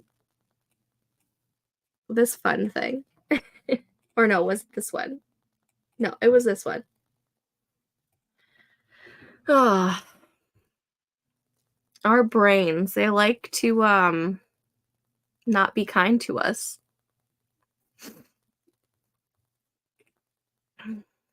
She could be a commoner and her bio father could be Fae royalty. Maybe her and her mother are commoners and her Fae father is a royalty.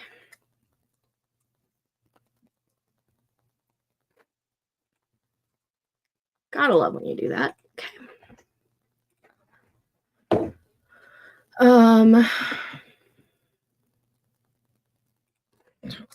Whoa. What is her status? Oh my gosh. Let's see.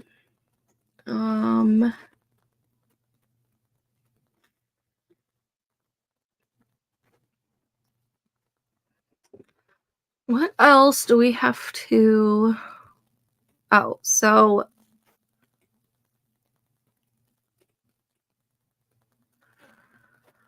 let's see. So Save the Cat, when it comes to themes, let's see, survival is including the will to live. Does she go into any more detail about the themes? I don't remember. It's been a while since I've actually read it.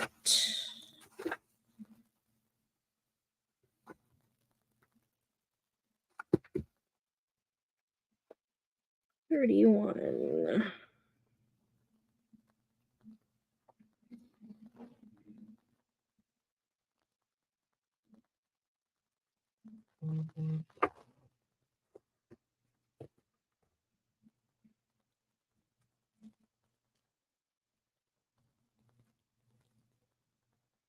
So, if we go with a survival theme,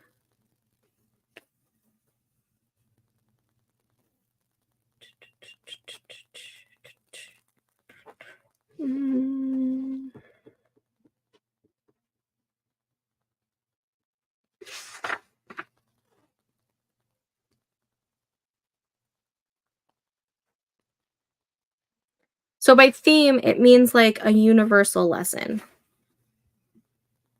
for Save the Cat. So it's the life lesson that their inner journey didn't even know that they were on, that will eventually lead them to the answer they never expected, is what I have highlighted for that. So if we go with a survival,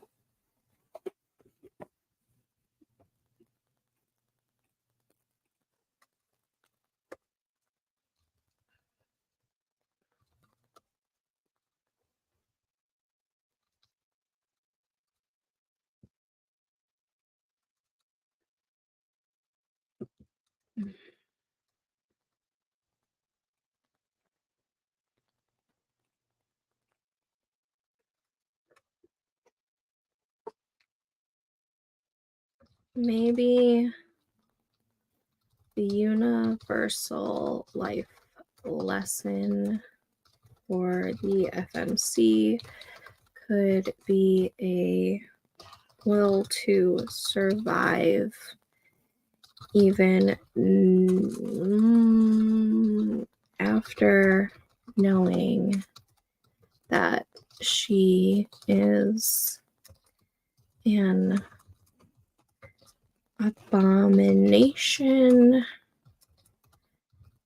because of her forbidden status of being part witch. No, half witch, half fae. Or what could other survival lessons be?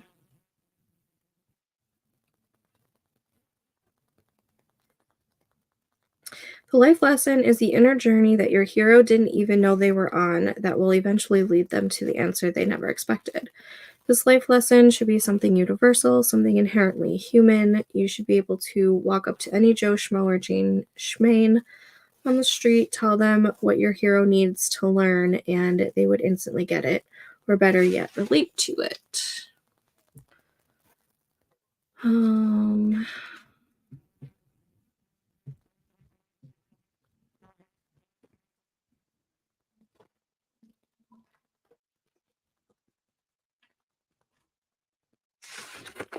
So essentially, the Save the Cat theme / universal lesson is more along the lines of the need. Needs to survive.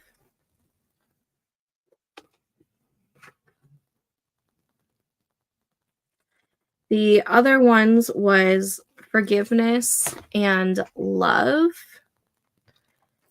And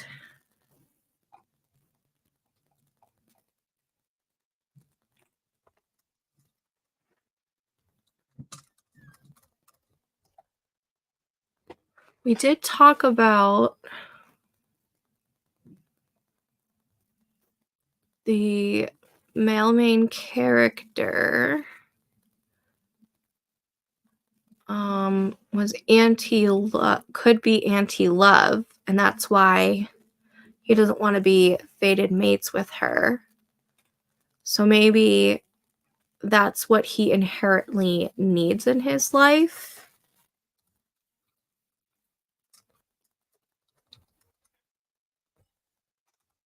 Or maybe he needs to forgive something. Or maybe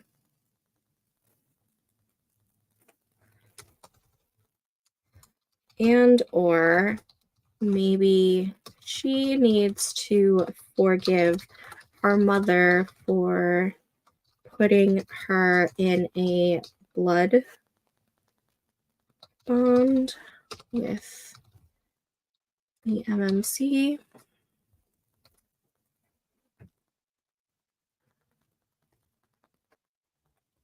Basically, the need of a character is something that they find out later on in the story that they needed. But they start off the story wanting something. So maybe our female main character wants to be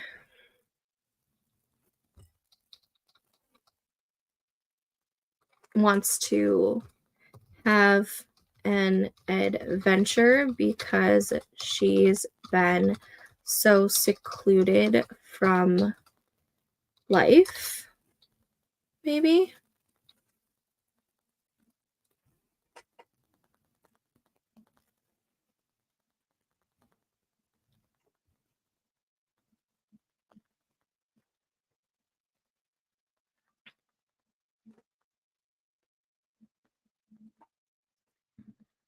And maybe, nope.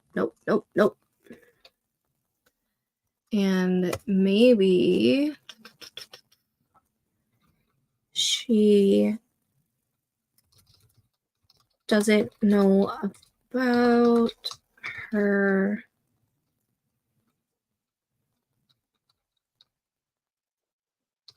Fae lineage before setting out on this journey and didn't understand why she was in hiding.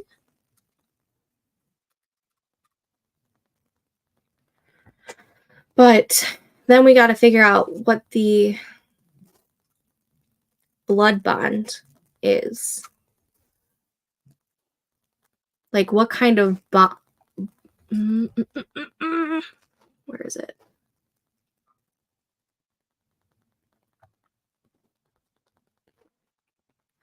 So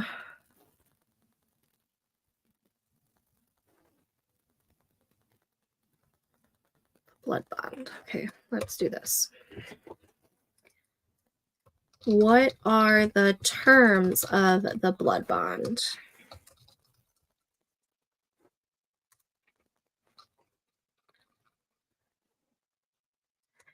Does she have to go to his kingdom, home, etc. at a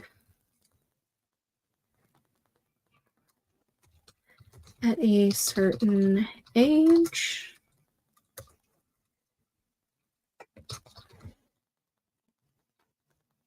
Does that mean she ends up being his prisoner at a certain age?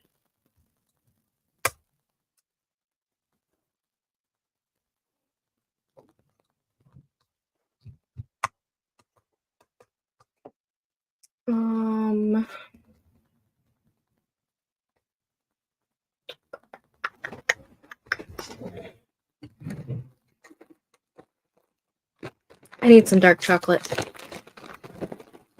Get some brain juices flowing.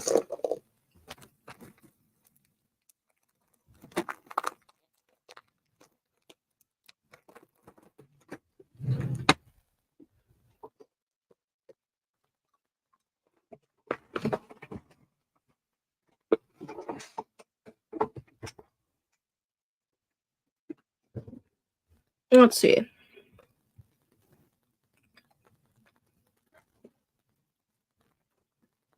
Mm.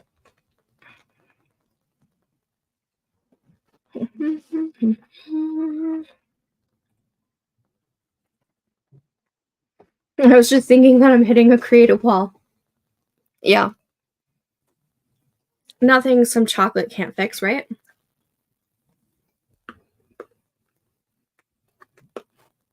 I need ice cream and a margarita. Hey all, I'm back. Yay! We're kind of really leaning towards this blood bond.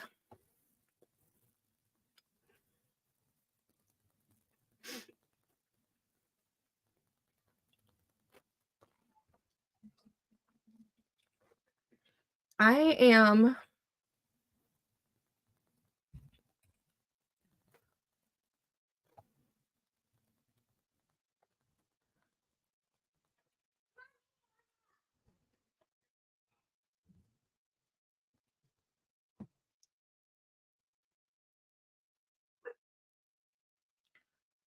let's see. Okay, I'm pulling out my dark chocolate chips. That's what I've got.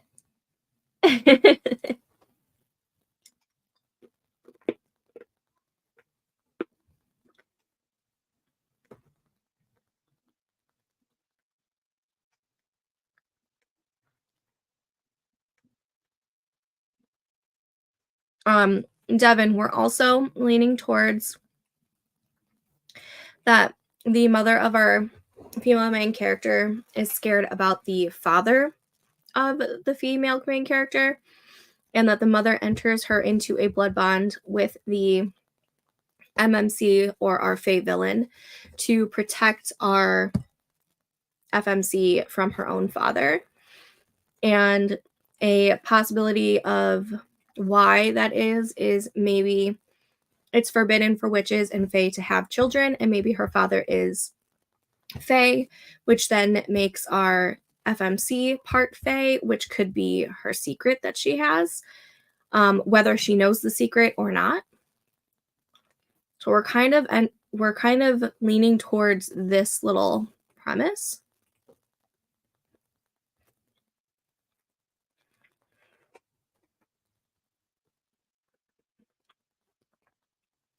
I'm also going to make, let's see, let's do that. And I'm going to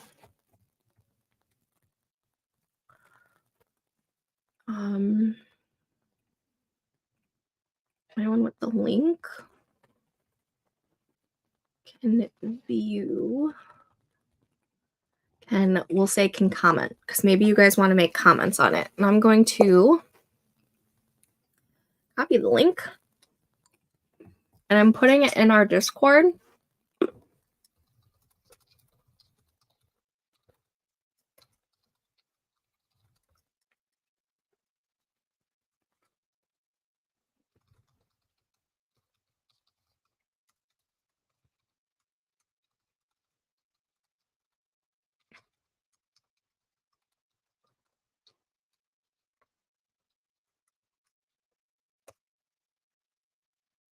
All right. The link to the document that I am currently writing in is in the Discord for you guys to pull up if you want to.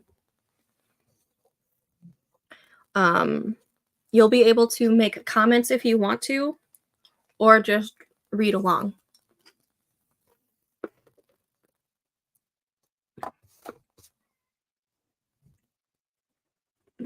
Mm-hmm.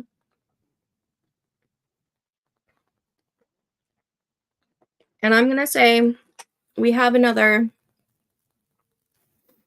20 to 40 minutes before I end this stream so that I can take a break for tonight's sprint stream.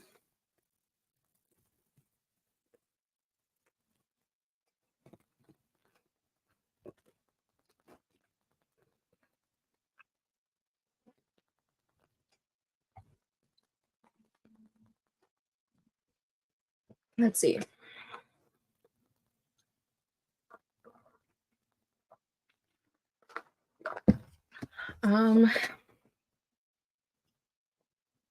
Okay. Going to these universal fantasies, why don't we take some notes on that and see if anything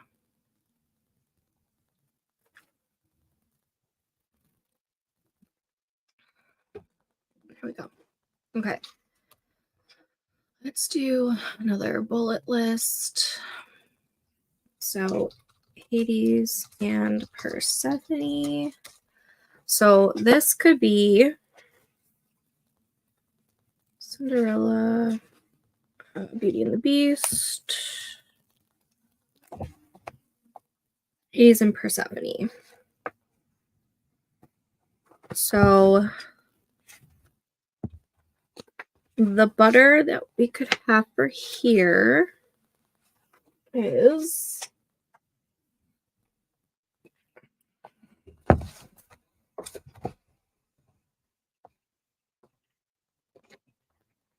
okay.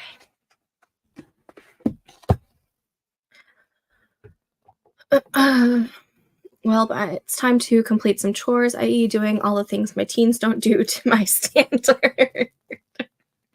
God, I feel this.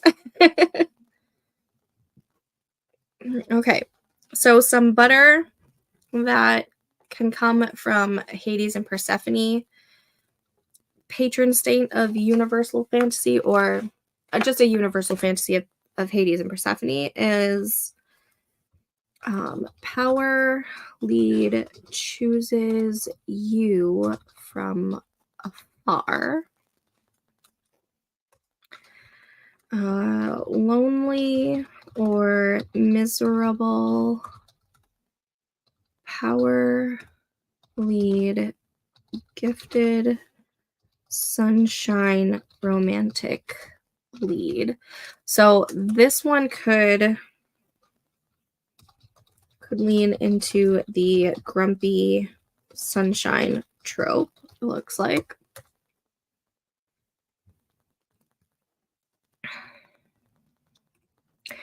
Why not do a Hades, Persephone, Pride and Prejudice mashup? Best of both worlds. We totally could. I'm going to write down both of them and we can pick and choose which butter spreads we like. PMP in the world of mythology. I love it. The only issue is in the survey, they didn't want it to have like a retelling kind of feel to it.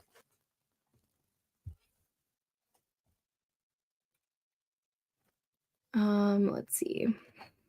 I gotta get to the next page.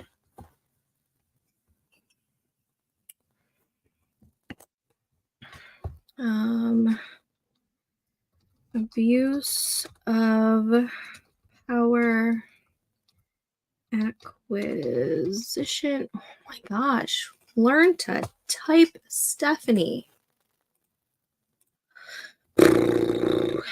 So let's see.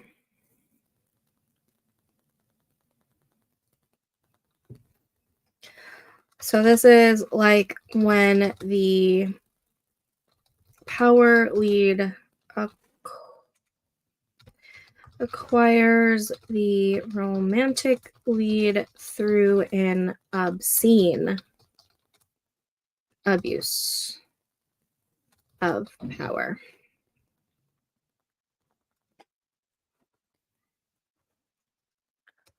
This also has a hell pole or an opposite whirlpool.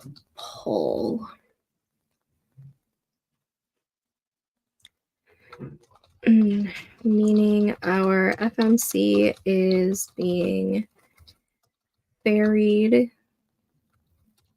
to the world where our MMC lives.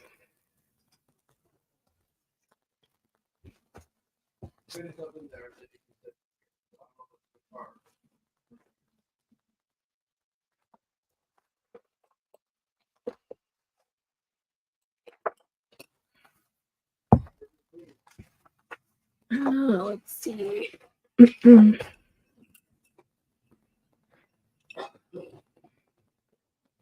And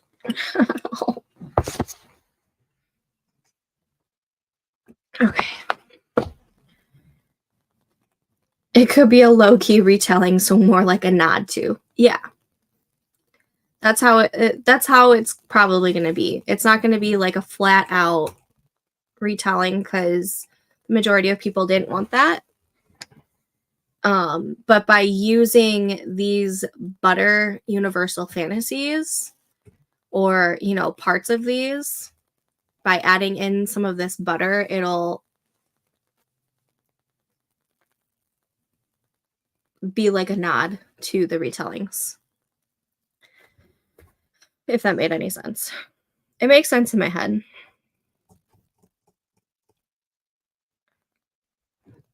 Okay. Another butter is total opposite slay all day wonder deity. So that says, a flower maiden of such arresting beauty and sunshine, she compels a dark underlord to seriously abuse his power in order to acquire her. This is basically the manic pixie girl's original ancestor. Please keep in mind that a slay all day wonder deity doesn't have to be all flowers and light. They just have to be the polar opposite of your power lead in the most beautiful ways. Slay all day's special skill set can include flowers, fashion, food, and lots of other qualities that don't start with F, like emotional intelligence. As long as your MC does it expertly in the ways that we love, we're here for it. So I think this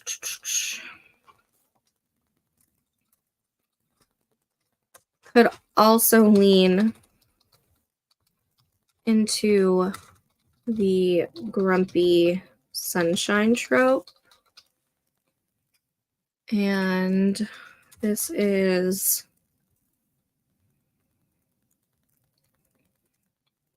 manic pixie girl's original ancestor.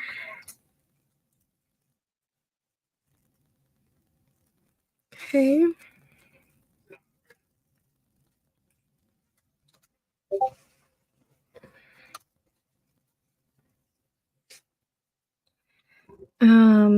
Big, powerful God, itty bitty innocent thing. Does she have this in here as well?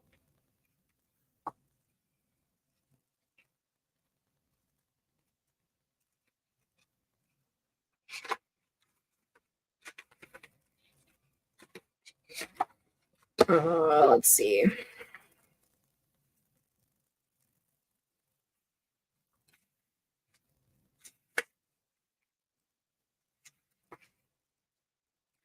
Beauty and the Beast.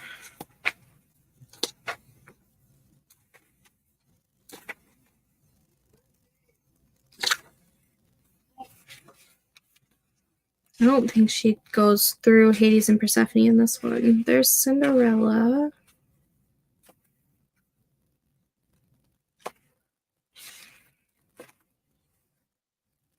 Shonda shows.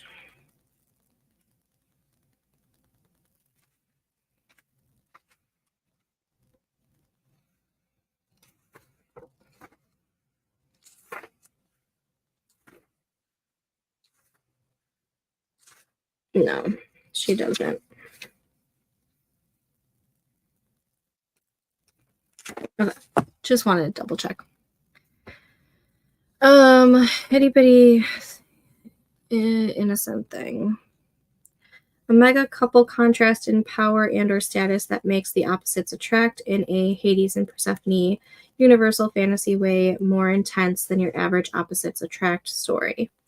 To pull off this butter pairing, it can't be totally reasonable big city millionaire flirts with a pretty baker when he moves to a small town, but a ruthless steel billionaire who ruthlessly gentrifies old neighborhoods, who, after setting his I always get what I want sights on a curvy baker who hands out heavenly cupcakes to the unhoused every night, buys the building where her bakery is.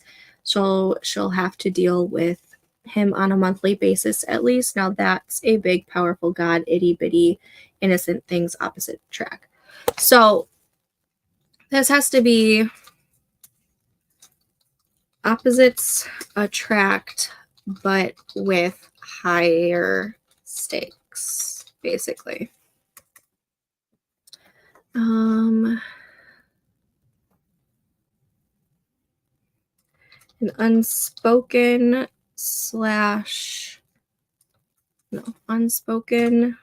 butter is insecure power lead. This could lean into our male main character / fae villain not wanting to love because of past trauma.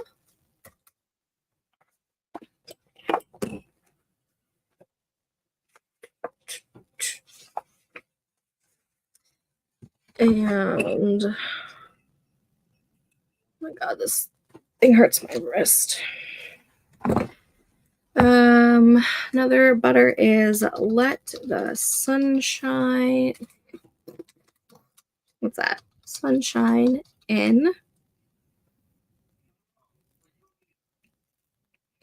When a sunshine romantic lead does something that makes the miserable power lead's world a better place. When the FMC makes the miserable MMC's world a better place.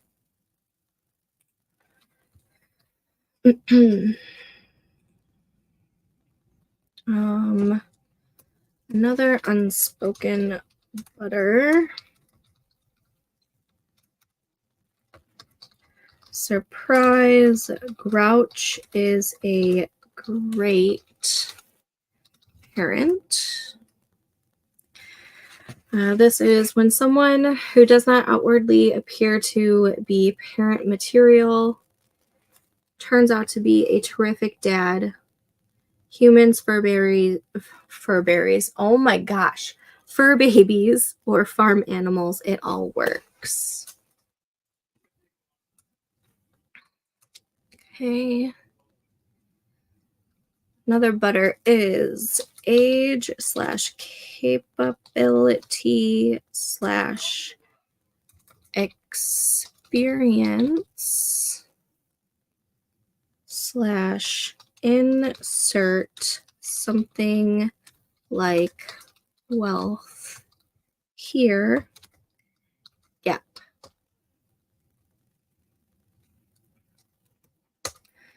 So I think this could potentially turn into an age gap.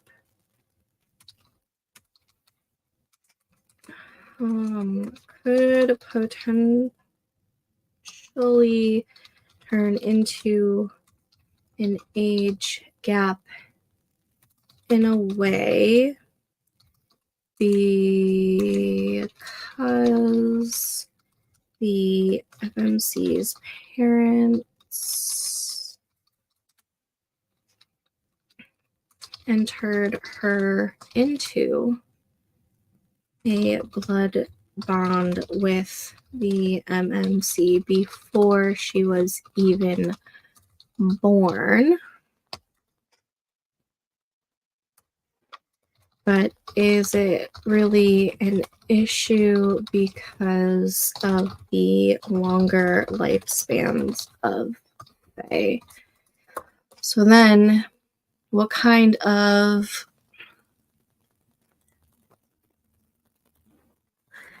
we could toy on the experience gap because she is so naive about the world, because she's basically been in hiding for her entire life. So we could toy with that. Okay. Another unspoken one is, yes, give me boundaries, daddy. So this one is, when a romantic lead gets the boundaries they often only subconsciously want or need. It says to see the sexy time tips at the back of the section for further ideas about how to bake this butter.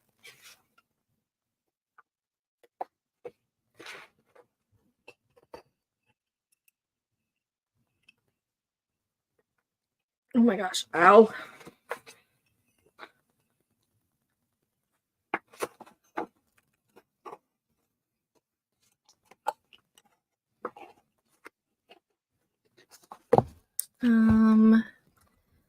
Next type of butter is teach me. It's so weird writing daddy like this. So this one is, a mature or more capable power lead teaches a less experienced romantic lead something they didn't previously known.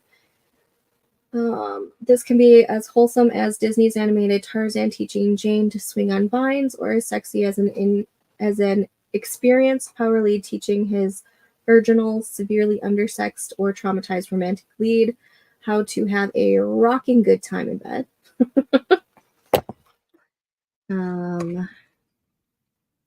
Either teaching the FMC something wholesome, or it could be teaching her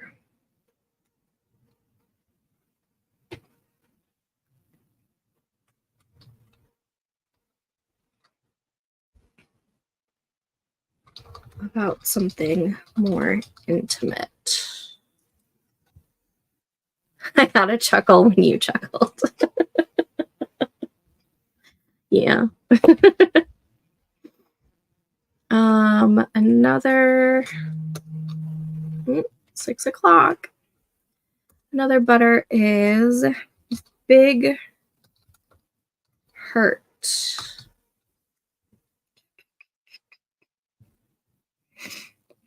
This is when the power lead breaks a fledgling relationship by hurting the romantic lead. This hurt can be caused by a huge misunderstanding or a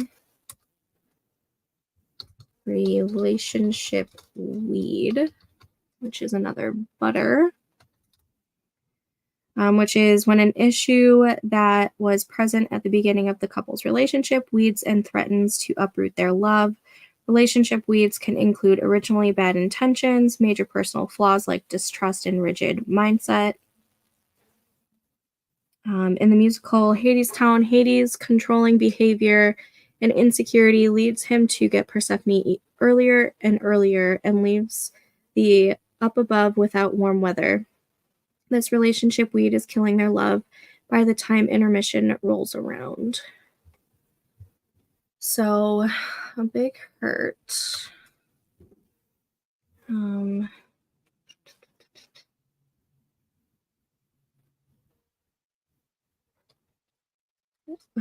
This could lean into our MMC pulling away from our FMC because of something stupid like not wanting to fall in love, or it could be caused by a relationship lead, which this is when an issue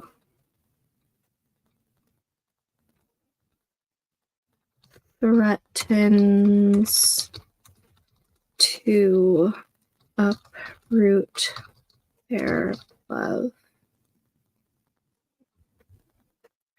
When an issue from the beginning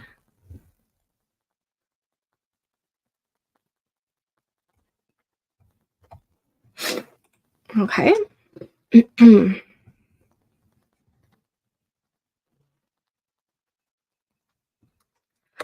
Another one is a cold arrangement turns into roaring love. So this could lean into the blood bond that the FMC is in with our MMC.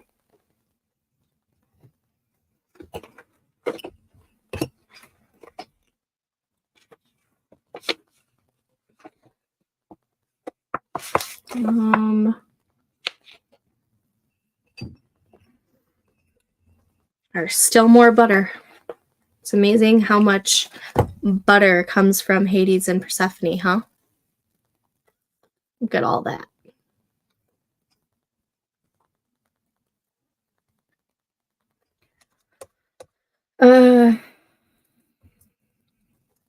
Cynical bastard changes for sincere angel.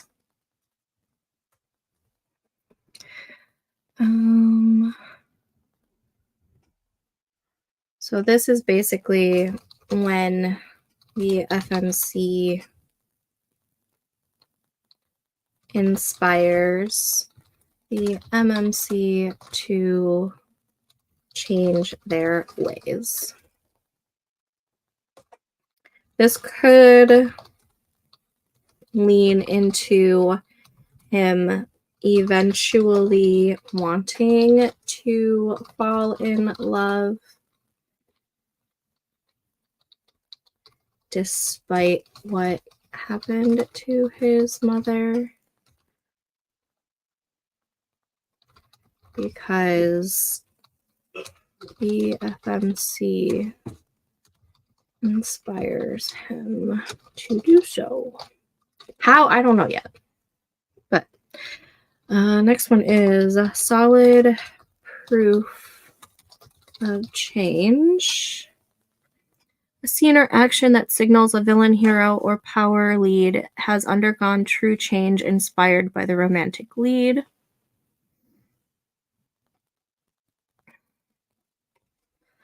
So this is a scene or action that signals the villain, hero, or power lead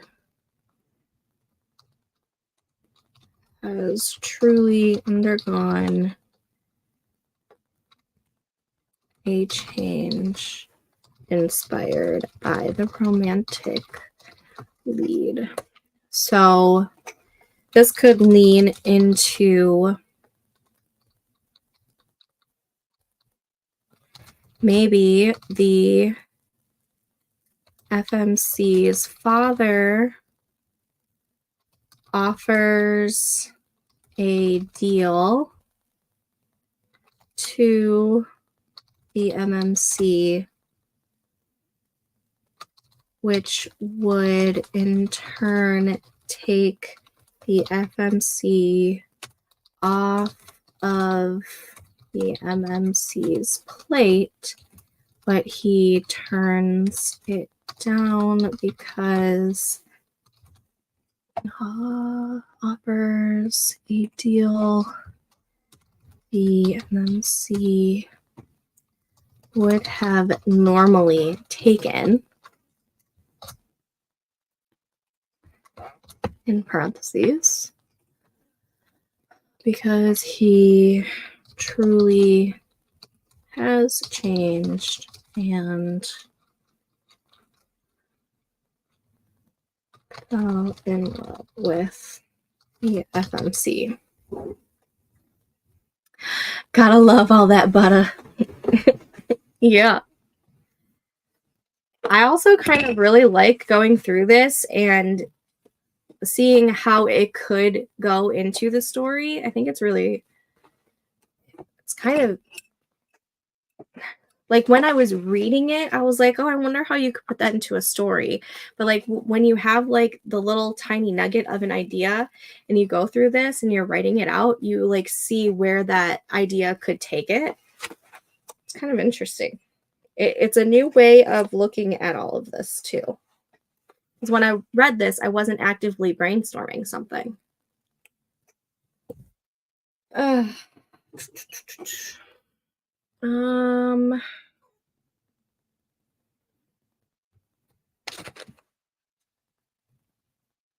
There's still so much more when it comes to Hades and Persephone. Oh my goodness. All right, we're almost done actually.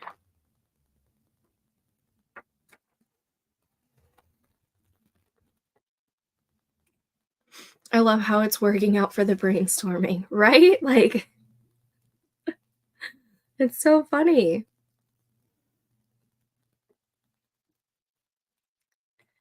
Let's see.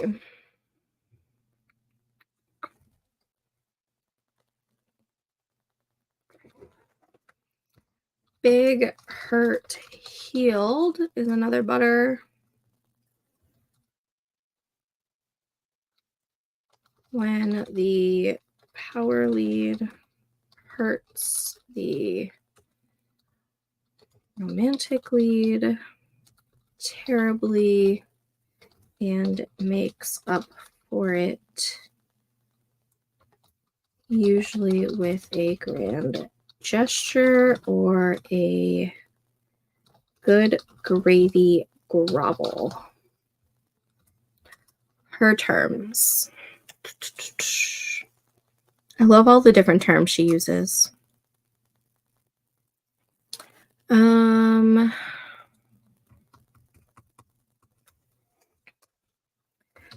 Big fix, earn back. So this is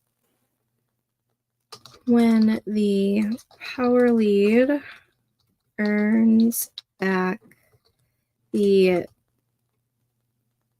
big hurt romantic lead's love by fixing what he fucked up.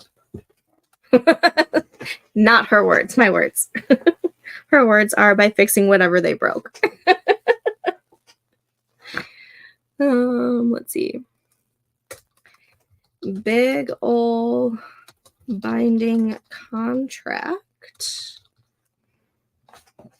Contract bound and enforced by ancient laws, magic or deity, or story world rules. Well, guess what? We already have this. Leans into the blood bond.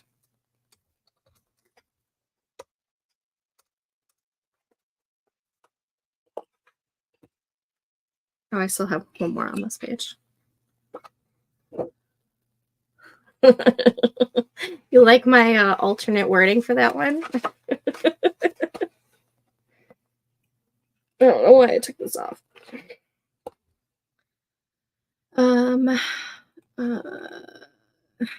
Displays of real power. Alternate, not just any power. Now this is T. Taylor's wording. lots of fucking power. So this is a scene, moment, or sequence where a power lead flexes his substantial power. So this could be a scene where the FMC sees just how powerful the MMC/Fae villain is. Maybe he destroys a town because something was coming to attack her. Maybe he kills someone without moving a finger and let his magic do all the talking. Maybe, don't know. Let's see.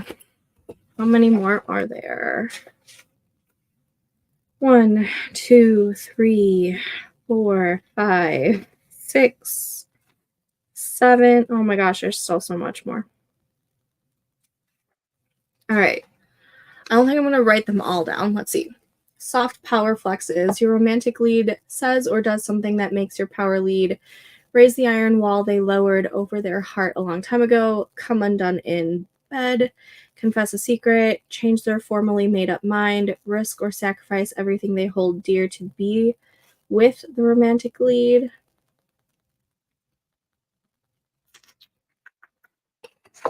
We might have to do that one. Soft, what was this one called? Soft power flexes.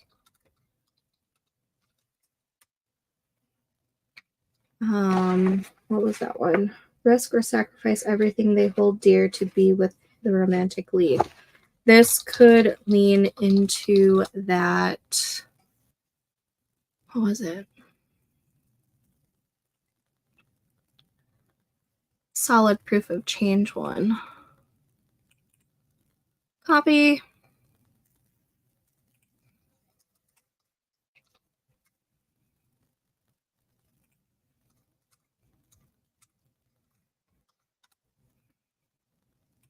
Because I'm too lazy to retype that. Reverse a previously intractable position. Reverse a previously intractable position. We need this one to be nope.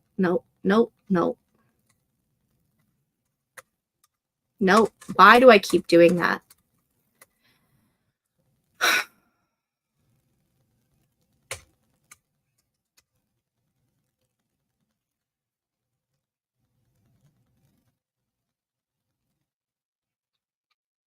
No.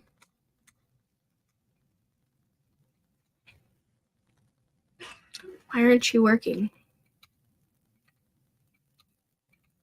No.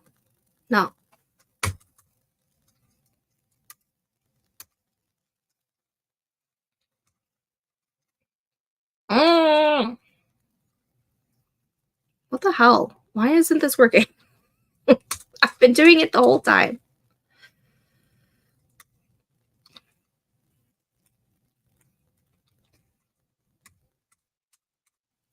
Is this gonna work? Probably not. No. Oh my god. What am I doing wrong?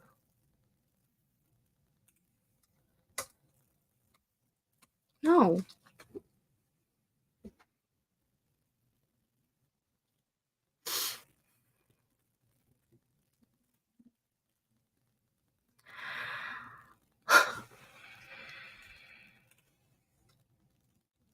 Enter? Oh. I've literally been doing it the entire freaking time.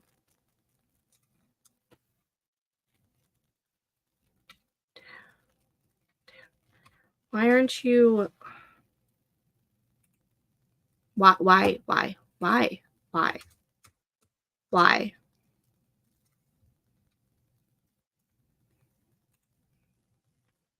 No. No. No. Screw this. Oh my gosh. Copy that. And we're just going to do... See? Why it's working here. Idiot. Stupid Google Docs not wanting to work with me right now. Where was I even thinking? Oh, this could lean into the MMC allowing the FMC to get out of the blood bond that he previously told her was impossible to dissolve. That's where I was going with that. Thank God I did not lose that idea. Stupid Google Docs. Okay, there's also nurture butter, which is acts of service, help, and or nurture provided by either lead. There's also listens and validates. Can be a bit of... This is a great way to show a potential romantic interest, is a great fit and a terrific way to show a beast or villain hero isn't so bad. Takes care of you when you're sick. I'm going to add this one in just because I like that trope. Takes care of you when you're sick. Maybe our FMC gets sick and the MMC takes care of her.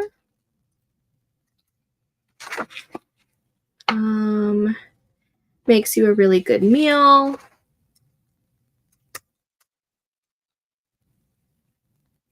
I'm over here watching you fight with Google Docs, laughing but not doing anything to help. Not that I know how to fix it. I don't know why that one portion is not working. Watch, it's gonna work now just because we've been talking about it. Stupid Google Docs. Stupid Google Docs. Oh my god. Maybe it was because I had already typed into it. I don't know. I don't even want to figure it out. It's working now.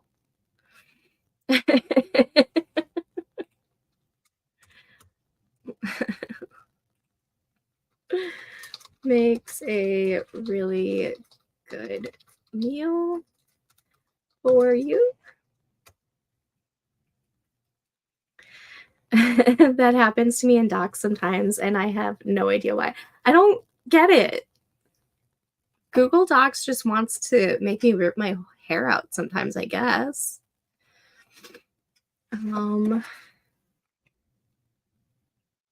Is grateful for your nurture. Over the top romance. Greek god aesthetic. A character with a Greek god aesthetic that is so well described, even readers can see how insanely ripped he is. Greek god working out. And then we get into the sexy times ones. Okay, so this essentially is the Hades and Persephone butter that we can work with if we want to. I did make notes underneath some that we could like lean into, or how we could lean into it. So then what we need to do is I'll do the same thing not on screen for Pride and Prejudice. And I feel like this is going to be a big thing that we do in the survey. So let me make a note of that.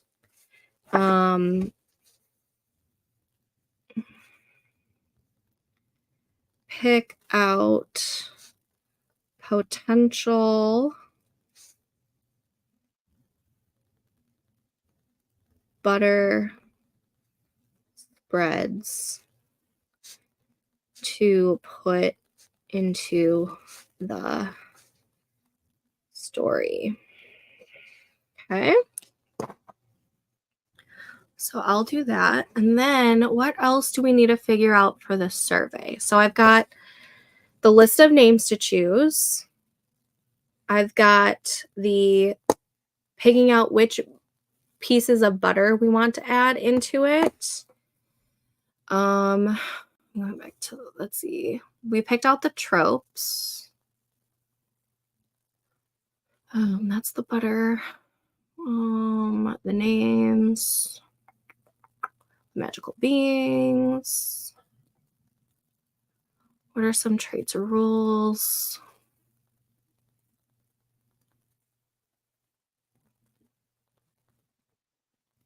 I think what we also need to do in the survey then is figure out see if this is what we want for the wants, needs.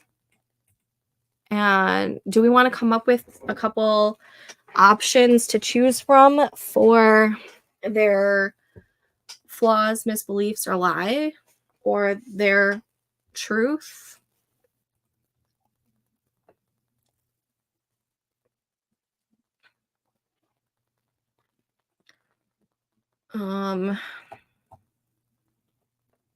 Let's see. Okay, let me go back to Save the Cat real quick. So Save the Cat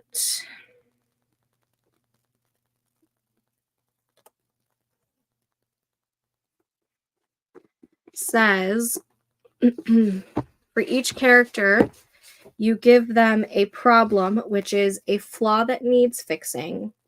You give them a want or a goal that the hero is pursuing. And you give them a need, which is the life lesson to be learned. So we have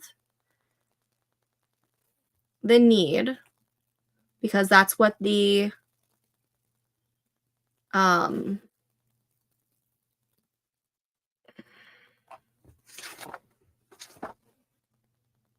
story, that's what the Save the Cat themes were.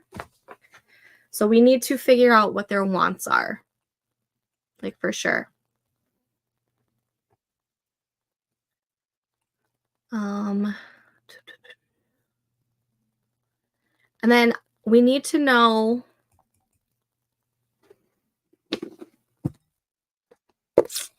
figure out like their descriptions. So I can put in the survey for the characters.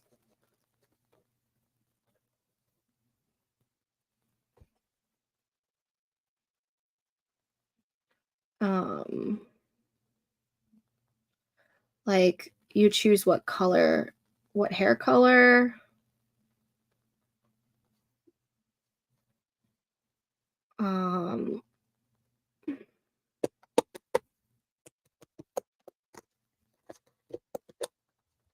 Personality.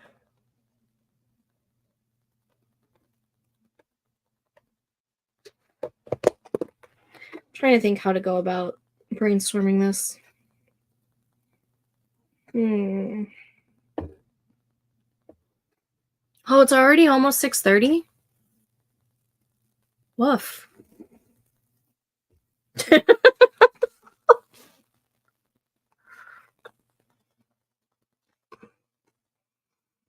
Well then. Okay. I think I have an idea of what to do with the survey. So I think that's what I'm going to be working on in tonight's sprints, to be perfectly honest. That way I can have the survey done and ready for you guys to start entering responses tonight.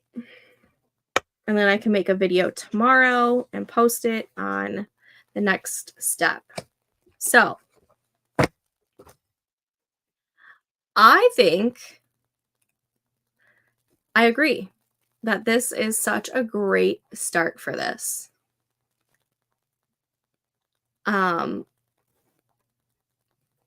Loving it. How many words did we put in here? We did 2,392 words in this brainstorming document of just notes. That's so exciting. Okay. So I'm going to end this stream because I need to take just a little bit of a break. And even though I'm still kind of full, I should probably eat some dinner before tonight's sprints.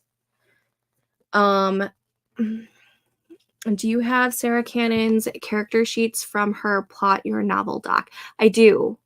I do have them. I have them saved. I actually have, I'm dropping things. In this binder of mine, I have extras. Oop, oop.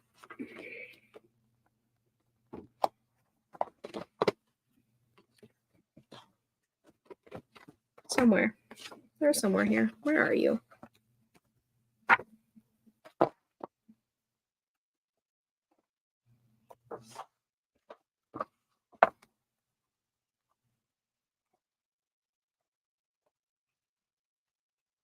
Okay, I'm just going to go to the character. Oops. Boom. I have extras printed out somewhere. I just got to find them. Let's see, that's series planner.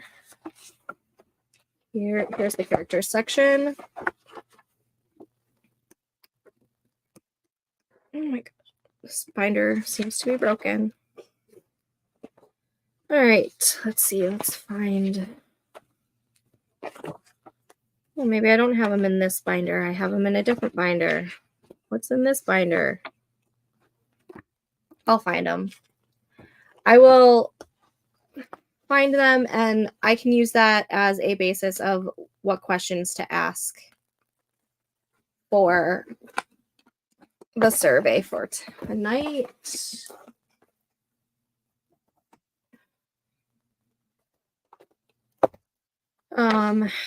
I think, if I remember correctly, that also goes into the wants and the needs of characters.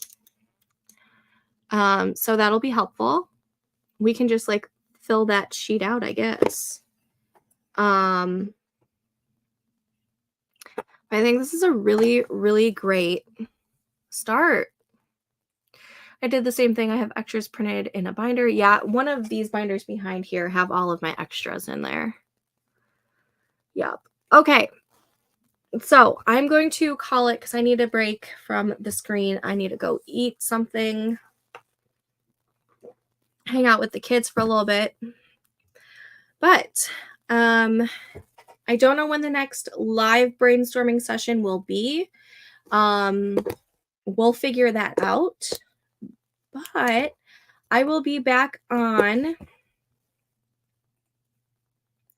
tonight for some productivity sprints at 6 p.m. Pacific, 7 p.m. Mountain, 8 p.m. Central, 9 p.m. Eastern.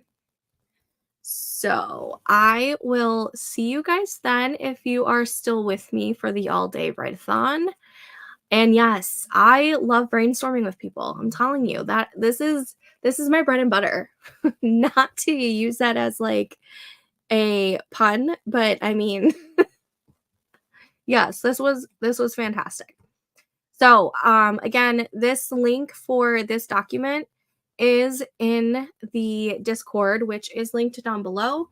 And in the Discord, I will also end up putting the survey that I put together after I go through all of these notes. But I will see you guys later. So Bye. It was so much fun. I'll see you guys later.